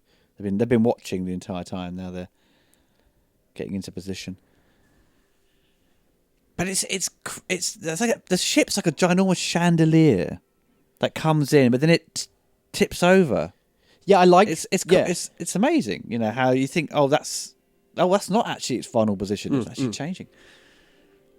And did you know that C-3PO and R2-D2 are on the underside? I'm not saying that as any trivia that anyone should know. It's one of those things like, did you know Tom Selleck was nearly Indiana Jones? Scrap that. I am not telling everyone that the two droids are on the underside. The model of the ship, like the Smith. What was it? Smith they are underneath it. You can pause, and someone. It might be an R2 unit that's upside down when the big one, the final one, comes past.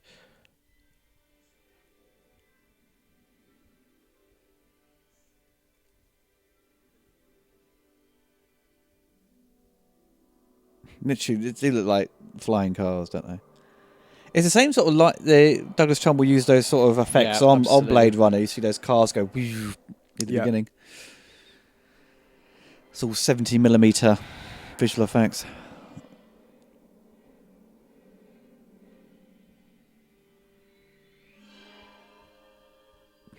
And we're looking at one of the key genesis moments of special effects here in a year that was one of the key turning points of movie effects. You know, Star Wars, Close Encounters. What happens in this film, the techniques that they learnt in this film, and what has moved and evolved through cinema ever since. Yes. Also the sound systems as well. I remember this film. This was one of the early Dolby stereo ones. Yeah. They really heralded that and championed it. And if you ever go to Hollywood and where the Oscars are held, that sort of shopping mall, there's a big Dolby placard on the roof that everyone can see, and the image, the widescreen image, is of the Mothership, the blue Mothership, clipping the airfield from Close Encounters. There's still a pride in that film and what it technically advanced for the movie industry and for movie exhibition. Lucas and Spielberg, they didn't just come up with these great awe and wonder movies. They were very wise to the audience's experience. Can we have good sound? Can we have better projection? And then can that all be taken into the domestic retail world? Yeah, Return of the Jedi was the first one to sort of have the sort of THX thing, I think. Yeah.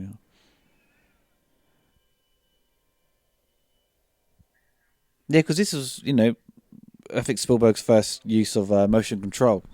Yeah. Which was wasn't that sort of pioneered by John Dykstra, I think, with Star Wars. Yeah, they did a lot of different concept investigations. There was one notion of having these sort of square-like cubes that would just cascade like roller coasters throughout the set, but it just looked like a cartoon. It never looked right. I like the stillness here. I like how we're taking a breath. Yeah. All right, guys, we got good weather. Everyone's good. Everyone's phone on full charge, good. Everyone phone on silent, good. There's a reality to it. And you got to remember that also we in this film we almost seeing the UFOs enough because we later but films don't know what it's leading up to because it's playing it slow because we've seen these things now. Yeah, and now is their time to see if their theory of communication is going to work. And that great Wurlitzer movie sound, it sounds like the Wurlitzer at the Paramount Theatre in California. It's Roger Moore from Moonraker. That's what it is. I don't know why. We've got Howard Jones on the keyboard there. Yeah. Thomas Dolby. Yeah. Thomas Dolby stereo. That's the keyboard off. Thing. Yeah.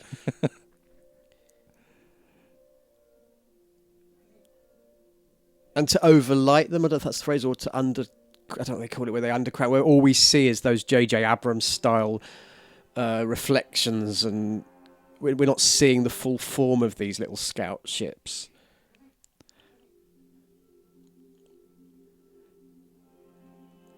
Again, musicians, we communicate through art, through sound and notes that classical music has given humanity. It's a real celebration of what we achieved. I love how it's, because I think you'd highlighted it earlier in terms of we open the movie with scientists, people that sort of deal with maps and things like that. At this point here, you don't feel that there is this kind of military looming presence that this is a threat. There's no cynicism. No, there's it's no all just aggression. Creatives, scientists. The best of the best that won't blab, that won't tell the world about this. Admittedly, there's a lot of men. We could, there's that sort of Watergate, the men are in charge. Yeah. But, guys in boiler suits, little radio antennae moving around. It's pure Spectre. It's pure Bond. Yeah, that is, yeah.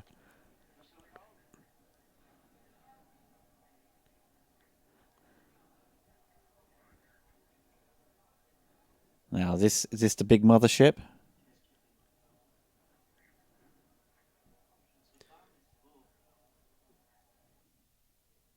Yeah, because everyone's it's that classic moment with a Spielberg film. People just reacting to something we're not being shown yet. Get the clouds. That's it's clever ruse. We'll just surround the area with clouds. Roland Emmerich really took a lot from this movie, didn't he? And Star Trek V as well. There's a lot of cloud tank action in Star Trek V, quite gloriously so, to be fair. And Star Trek 2 as well. Yeah. Dun, dun, dun, I wonder what the dun, definitive cloud tank shot is. Maybe some comments could say. We could have a discussion about that. What is the best cloud tank image or scene of any movie from this era? Because that's a good. I think that's for me it might be E.T. Those lights beaming through early on.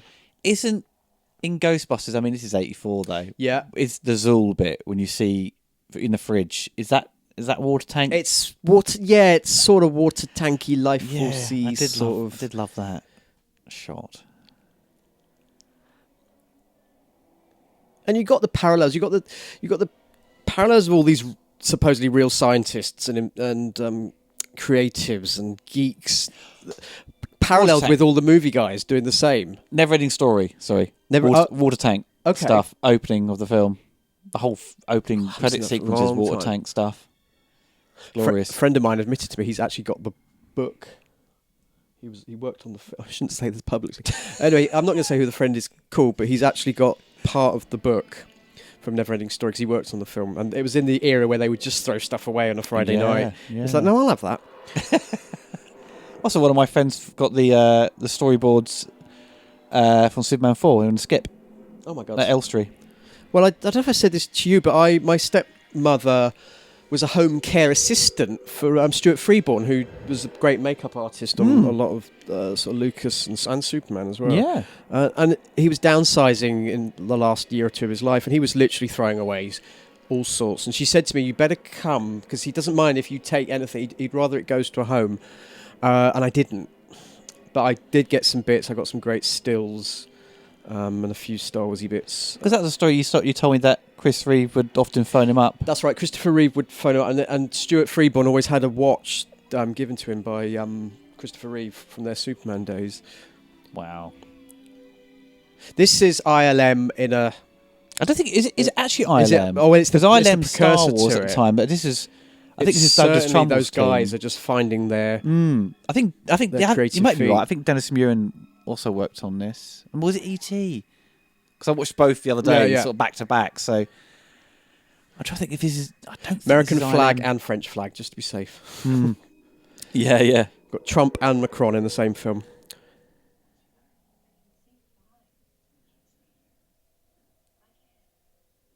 Now, why do you think she can't go? I think maybe she doesn't want to be disappointed that this doesn't help her get any nearer to finding her son or do you think maybe reunited. she's not sure of what's a bit ahead. terrified of what she's seeing? And whilst it's a wondrous, amazing point in the history of humanity and the history of Earth, her child was still taken, possibly aggressively.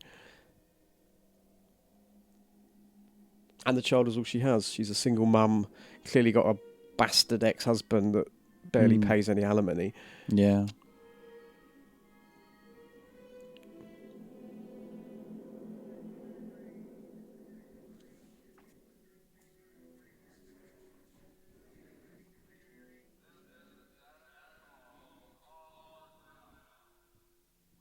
Just a bunch of quality streets flying around us in the air.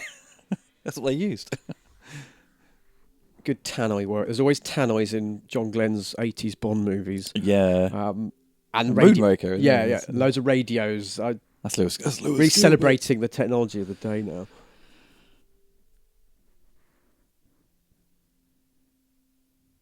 And it's a tour de force of matte painting and false perspectives, this film. They tried to do as much physically as you can. I know they had a massive, I think it was an aircraft or even an airship hangar that they used, but they sort of used it inside out. They built outside it. I think the cameras were inside. And it would be prone to massive winds and weathers, and I think the set blew down at one point.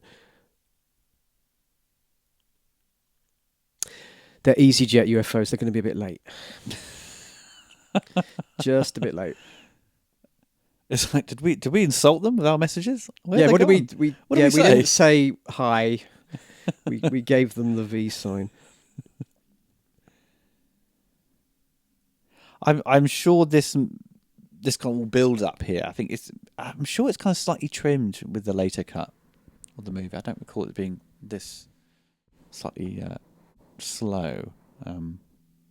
It's this ginormous batteries not included thing. That's exactly what it is. Yeah. It's like the mother of them. Literally, was that Frank Marshall? We did that. Batteries not included. Matthew Robbins. Matthew Robbins, right? Great film. Well, it was when I first saw it. I loved that. Yeah, I love that film. Bawled my eyes out as well. And I wanted one of them. The little babe one dies, isn't it, or something? And there are still buildings in America that are like that, where you've got this little old firehouse against this massive skyscraper. Be curious. I mean, I think it packs great visual punch here. It always has, this movie and this point in it. But I'd love to know what the audiences of the day felt. Maybe had Star Wars possibly got there first. The fact it's set on Earth probably brings it home literally. Yes. And like you say, I love the fact it's like a jagged chandelier that then just spins upside down for no reason other than that. Yeah, because it does something great, we don't expect, and that's what would happen.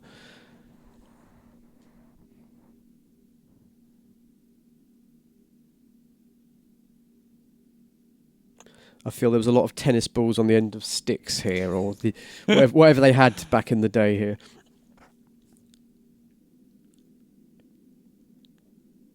Truffaut plays it. He doesn't just play it brilliantly as the scientists involved in it. He plays it well as a director working with another director's film. He doesn't over egg the performance. He doesn't jar it. He's respectful of Spielberg and the intent. Less is more. Yeah, and my Truffaut memories aren't great, but I don't think Truffaut had much experience in big budget effects movies. No, but he just kindly and quietly buys into it, and he doesn't doubt it. Look at that. Incredible. That's your money shot. Again, it's perspectives. We know that the mountain's massive, but the ship is bigger than the mountain, and it's carefully giving a scope to it without overshowing it. This is was it production designer? Is it Joe Alves? Jaws 3 guy. Jaws 3 guy, yeah. Well, there's lots. Yes, yeah, he was. I think he was part of Jaws. He was in charge of some of it. I think he did like the curved road as well. That bloke on the left. He's more neck now than man. Yeah.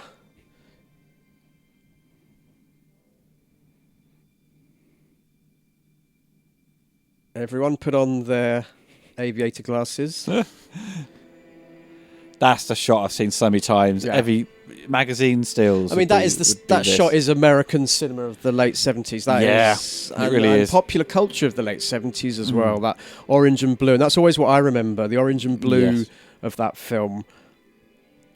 In fact, when I did Watching Skies, my book about Spielberg, I said to the designer, that orange, that amber, and the blue. That is that era of cinema for me. Yeah, encapsulates it with those primary colours.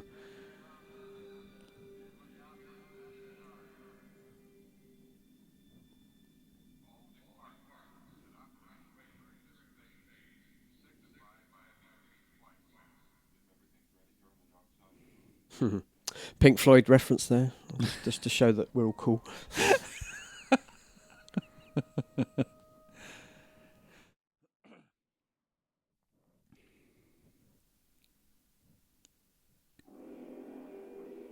This sounds like Jaws when it starts playing it back. I can see that. When more comes through in a minute.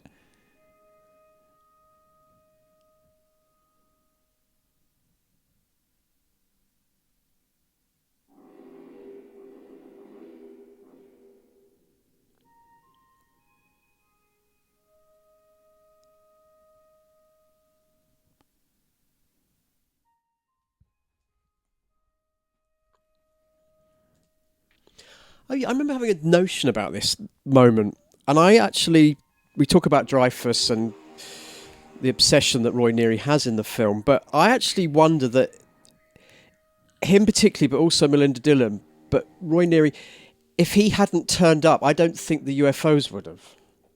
You think? I think he's almost like because all the people that have been invited, none of them have made it. They've all been gassed or helicoptered out, or they've doubted their instincts, or they didn't quite watch the television moment when Devil's Tower's there. And I just feel that it's just an interpretation that Roy being there gives the whole UFO movement the confidence to turn up and do it. It's like the plan that they've plotted out, giving the map links and the references.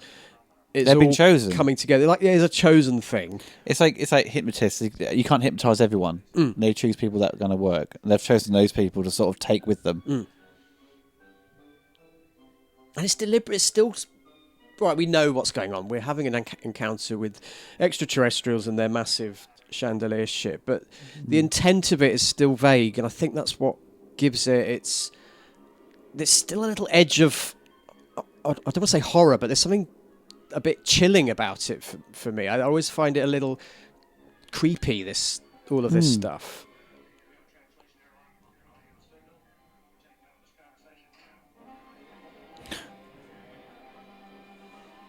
They've taken over the keyboards now. That's interesting.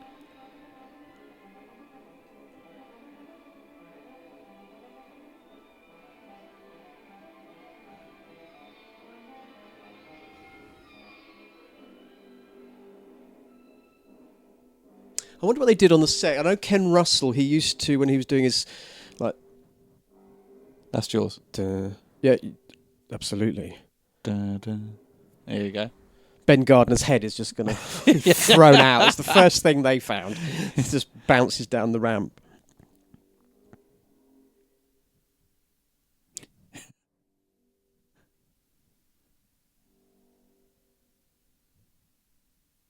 Again, Spielberg, he personalises people that we don't need to know. We don't know their name, we don't even know their story, but the guy on the keyboards, you just keep cutting back to him because there's a kindness and a benevolence to his face, and that's what Spielberg wants. He doesn't want us to see the angry, craggy-faced general. It's Bob Balaban here. It's not... He doesn't forget who you've seen before, so he cuts to people that, we forgot about those people. They're there, they're present. I think he's trying to make it a shared experience, a shared sort of experience of humanity at this point.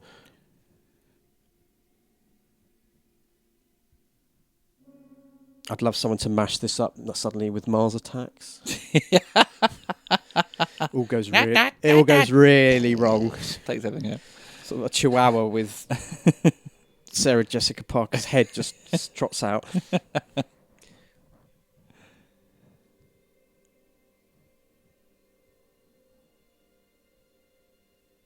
And I think this is quite an arduous shoot. I mean, night shoots are always complicated and problematic, but you've got to stay awake. Yeah, and you end up eating your own weight in food because you're just eating to keep awake as well. Lots of coffee, but it bonds the unit as well. It bonds a crew, and I think a cast as well. And I really feel the guys, the white-haired guys, they're all on the same page here. Yes.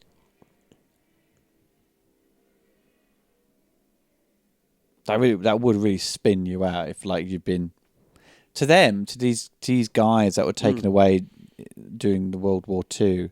It may only feel like a moment in time, like a day or something. You never know. And then you've come back 50 years later or 40 years Yeah. later, and everything feels like completely out of place. They originally wanted to have this crew of pilots. They wanted the planes to be found in the Amazon or one of the big jungles, but it was just too. It was cheaper and quicker to shoot with wind machines Impractical. and sand. That's That's the that's scientist. Mr. Yeah, Hynek. yeah. Struck the beard, put the pipe in. You left as 1940s air pilots, but you came back with 1970s hair. That's yeah, not yeah, bad. yeah, and a bit miserable. Yeah. Are they a bit annoyed? I'd They've be miserable. have to come back. Like, what Oh. the hell? Wyoming, really? Again, these people are racking up. We're not going to see them all, but it's like how the film starts. We're already sort of half an hour or half a year late into the science project, and here they just start racking them up. It's a great trick.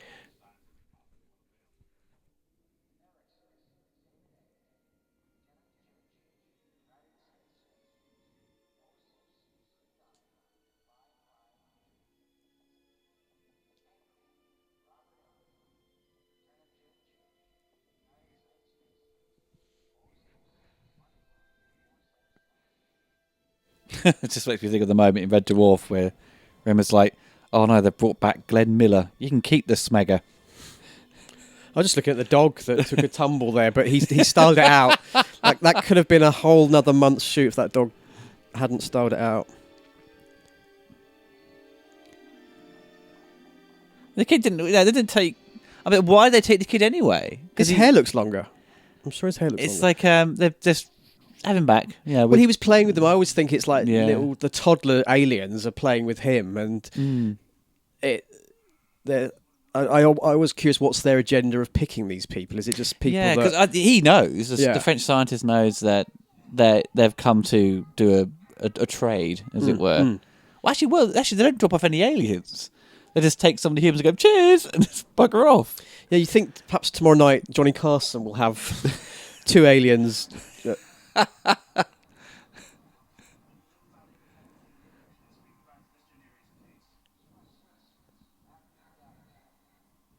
Because obviously, they know that they want to take some more with them, but there's no sense of like, we'll drop off some aliens you can hang out with, or leave some technology for them to experiment with. Maybe what they've observed they can take away. I don't know.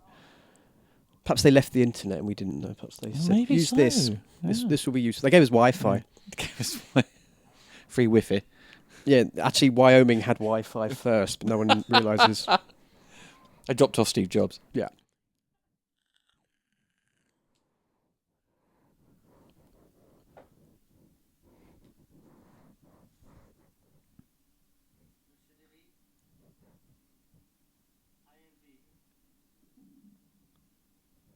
Yeah, because he's saying, he kind of even knows that what's going to happen. Well, they have been preparing the troop of folk in the red overalls. There is some handover. It's interesting that Spielberg kept the design of the aliens so what people were familiar with in terms of people's reports or encounters with. They are quite Roswell-y, yeah. Yeah, with longer arms and legs, and it's interesting they've added this kind of stroby flicker effect to sort of distort the image of the alien when it stands up. Its arms are... Yeah, well, there's different devices going on. That's a Yeah. marionette on Yeah, strings, that's and then right. you've got all the little girls with a furnace of light. It's quite creepy. Yeah. That's like an insect, kind of spidery legs. It's like those weird wispy spiders you get in the house.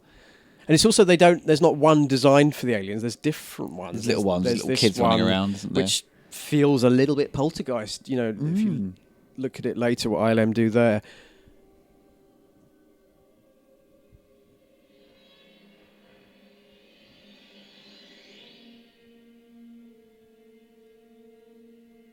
I was somewhere. Where was I? I was somewhere with. I think it must have been in America, and I saw this puppet, and it was amazing to see it. I wish I could remember what it was. That music, that's very 2001. Yeah. That is. He doesn't overscore this film. That's what I'm saying. It doesn't have the massive melodies and romantic sweeps that John Williams is more associated with. It's tonal, it's bursts, it's sort of sound effect music rather than anything. Yeah. Even now, you know, it feels kind of slightly more experimental for what he's doing. Yeah. but he does that a lot. The beginning of E.T. starts with almost a Penderecki, the guy that they used the music for The Shining. That sort of sense of church organ menace. Yeah. And Williams does that. I mean, both E.T. and Close Encounters start with like a discordant tone that isn't a flourish. It is, like he said, it's not a melody. It can't be a tune. You often forget about the sort of the smaller scores that Williams has done because everyone's so familiar with the big blockbusters and think, oh, that's all we can kind of do. Oh, no, he's just completely unaware.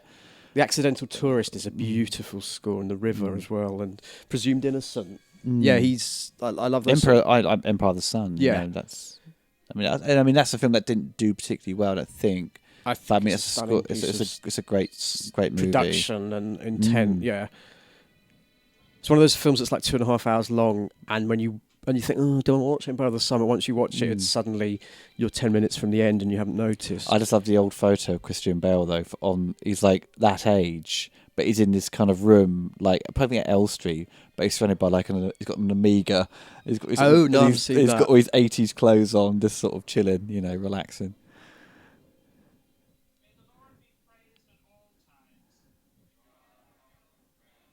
I like the Christian, sort of the Catholic and the Jewish memorabilia here, just to keep everyone happy.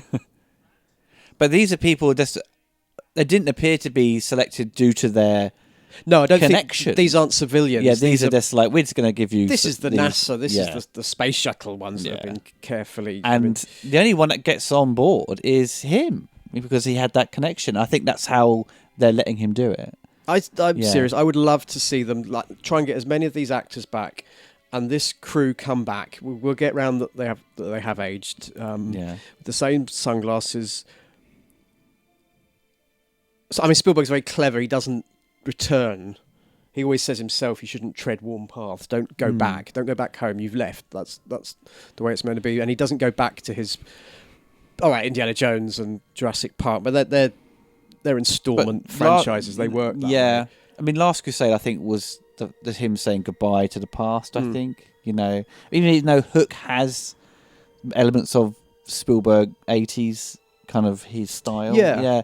But to me, I always felt Last Crusade was his kind of hurrah. It was sort of saying goodbye to the 80s, it comes the 90s. Then you've got, you know, Jurassic Park and Schindler's List. And I don't know if he'll ever phase of his career. Will he ever do a big movie that's got so much purity and sense of control as this? Maybe not, because times have changed, and so have we, so have Spielberg, so has cinema. That shot there is so good with Dreyfus. Pauses for thought.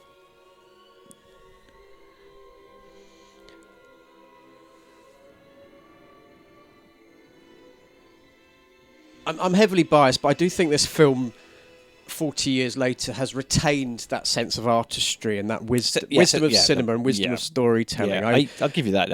I don't think it's dated like perhaps it's not. The effects haven't dated at all. I don't think. I think they're still stunning, and that's a testament to Douglas Trumbull.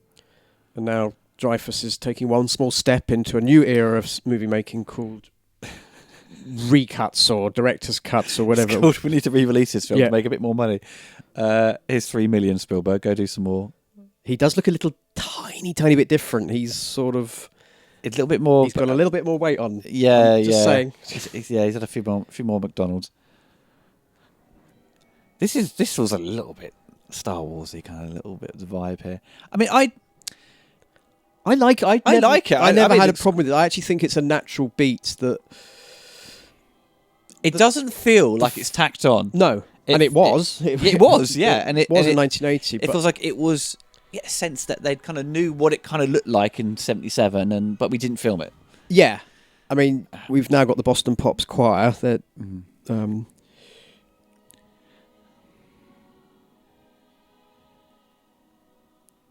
mean, it could have gone silly. He might have suddenly started floating upwards and...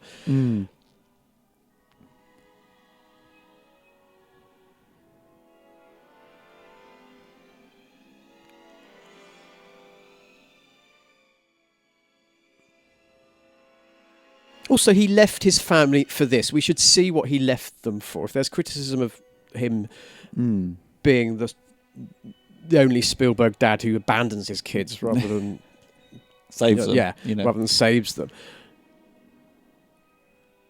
And again, we're seeing the ships and the little pods and the scout pods that we've already seen. It's Spielberg just putting those little touches in. It's rewarding what you notice as a viewer. They've literally stepped into future LA.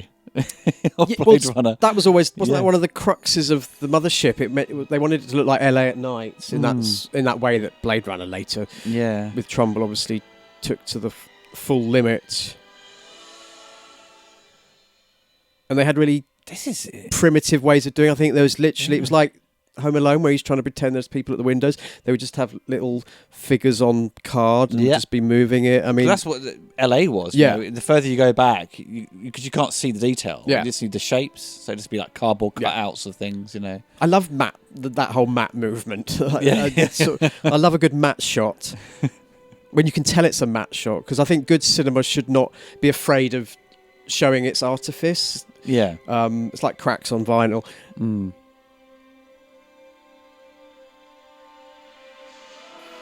It gives more of a sense that it's handmade, and you appreciate that more. It's like seeing stop motion. Yeah, yeah, absolutely.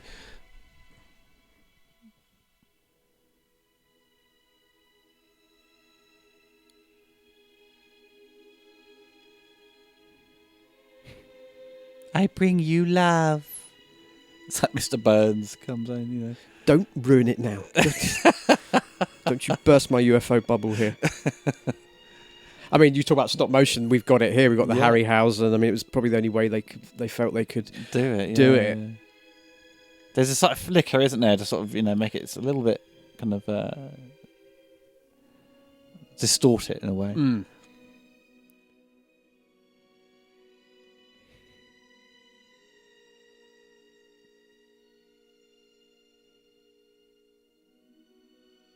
There's a real trust in this film as well. As I said before, Truffaut trusts Spielberg. It must be one of those films where everyone's thinking, a bit like Star Wars, how the hell is this going to look when it's done? Yeah. And you get that with a lot of cinema, but this is the beginning of effects cinema where so much was done after the shoot. Yeah, you don't see to the final end, to the end of the effects. You don't see there's no previs. It's a leap into the unknown that... You've got to have faith in the director and what he's trying to sell you as well. I love the fact that the piano or the keyboard guy is not wearing sunglasses. We can still see his face. We can still see his wonder. Bishoped up there. I think he needs an upgrade. He just zoned out there on that shot.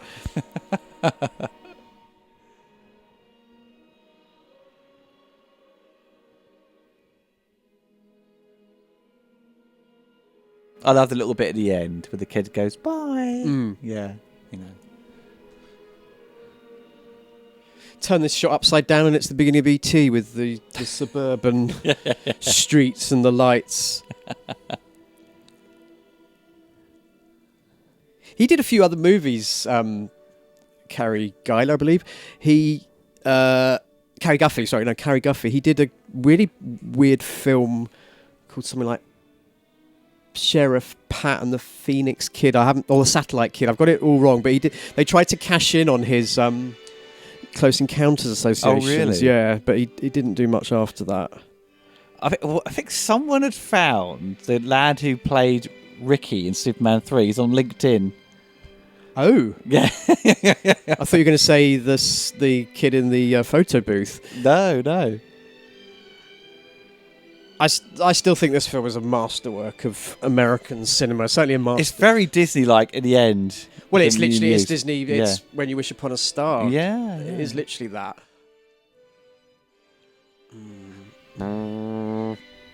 This is where you forget you're doing a commentary and you start humming along in quiet awe of the whole film. Yeah, I'm trying to sort of, make sure we got it correct with the effects team, but I don't think this one is ILM. I think it's Douglas Trumbull's, and his team. It was the first film that Mickey Kahn did, and obviously he's still Spielberg's editor. He is, yeah. Almost. Yeah. I think he's got somebody he works with now who's possibly going to take over that mantle. It's always interesting with Spielberg. Always had like different DPs for cinematographers throughout his career. Then come what is it? Schindler's List. He kept with the same guy, or was it Janusz Kaminski? Yeah. Well, like any walk of life, if you get on with someone and you can do a job creatively but economically as well, and without too much conflict and problems, that's why people go back. That's why writers, a lot of fans go, "Oh, why is that writer doing that film again?" It's because they get on with there's a working relationship, and that's when you're mounting a production like this, you need to have the people that you trust around you.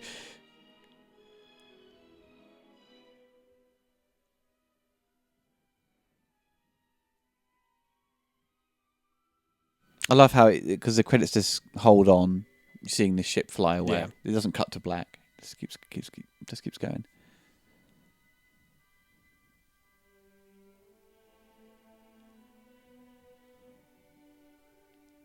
Richard Urisic.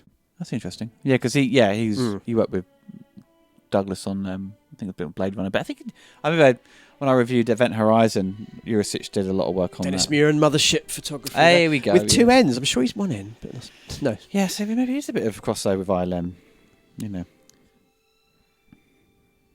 But it's Trumbull's name pops up quite a lot. He's covered a lot of bases on this. So, Mark, final thoughts on Close Encounters? I think it holds up still extremely well. It has its languid moments, but I think that they were intentional at the time. I don't think it's us looking back and with different audience eyes. I think it's the apex of Spielberg. It's that domestic Americana, that contemporary structure and framework, but with the effects of UFOs and aliens and wonder, dressed with John Williams and the ILM team. I think it's sort of the. Do you think Spielberg is epitome? Do you think it's his most sentimental kind of like love of? No, youth? He's done more sentimental films since. I think Warhorse is overly sentimental, sort of MGM era movie, or wants to be. I just think he earns the sentiment of this film. As I say, I love Dreyfuss in it. I think, it's amazing when you think about it. This film came out at, after Star Wars. It's talk about turning up late to the party, but it still holds itself brilliantly. It didn't get lost in the wake of Star Wars. No, it didn't, and it made a killing still at the box office, down to its strong merits of storytelling, visuals, and Spielberg being such a big familiar name at that point. He could direct who could do no wrong. Yeah, and this tacit acceptance that America would be part of this, and I sort of buy into this film, and I want, if we ever meet UFOs, I want it to be like this film. Yeah. Well, that's a good final message there, Mark. Well, everyone, me and Mark will be back with a commentary to E.T. very soon. Okay, everyone, take care and goodbye. Goodbye.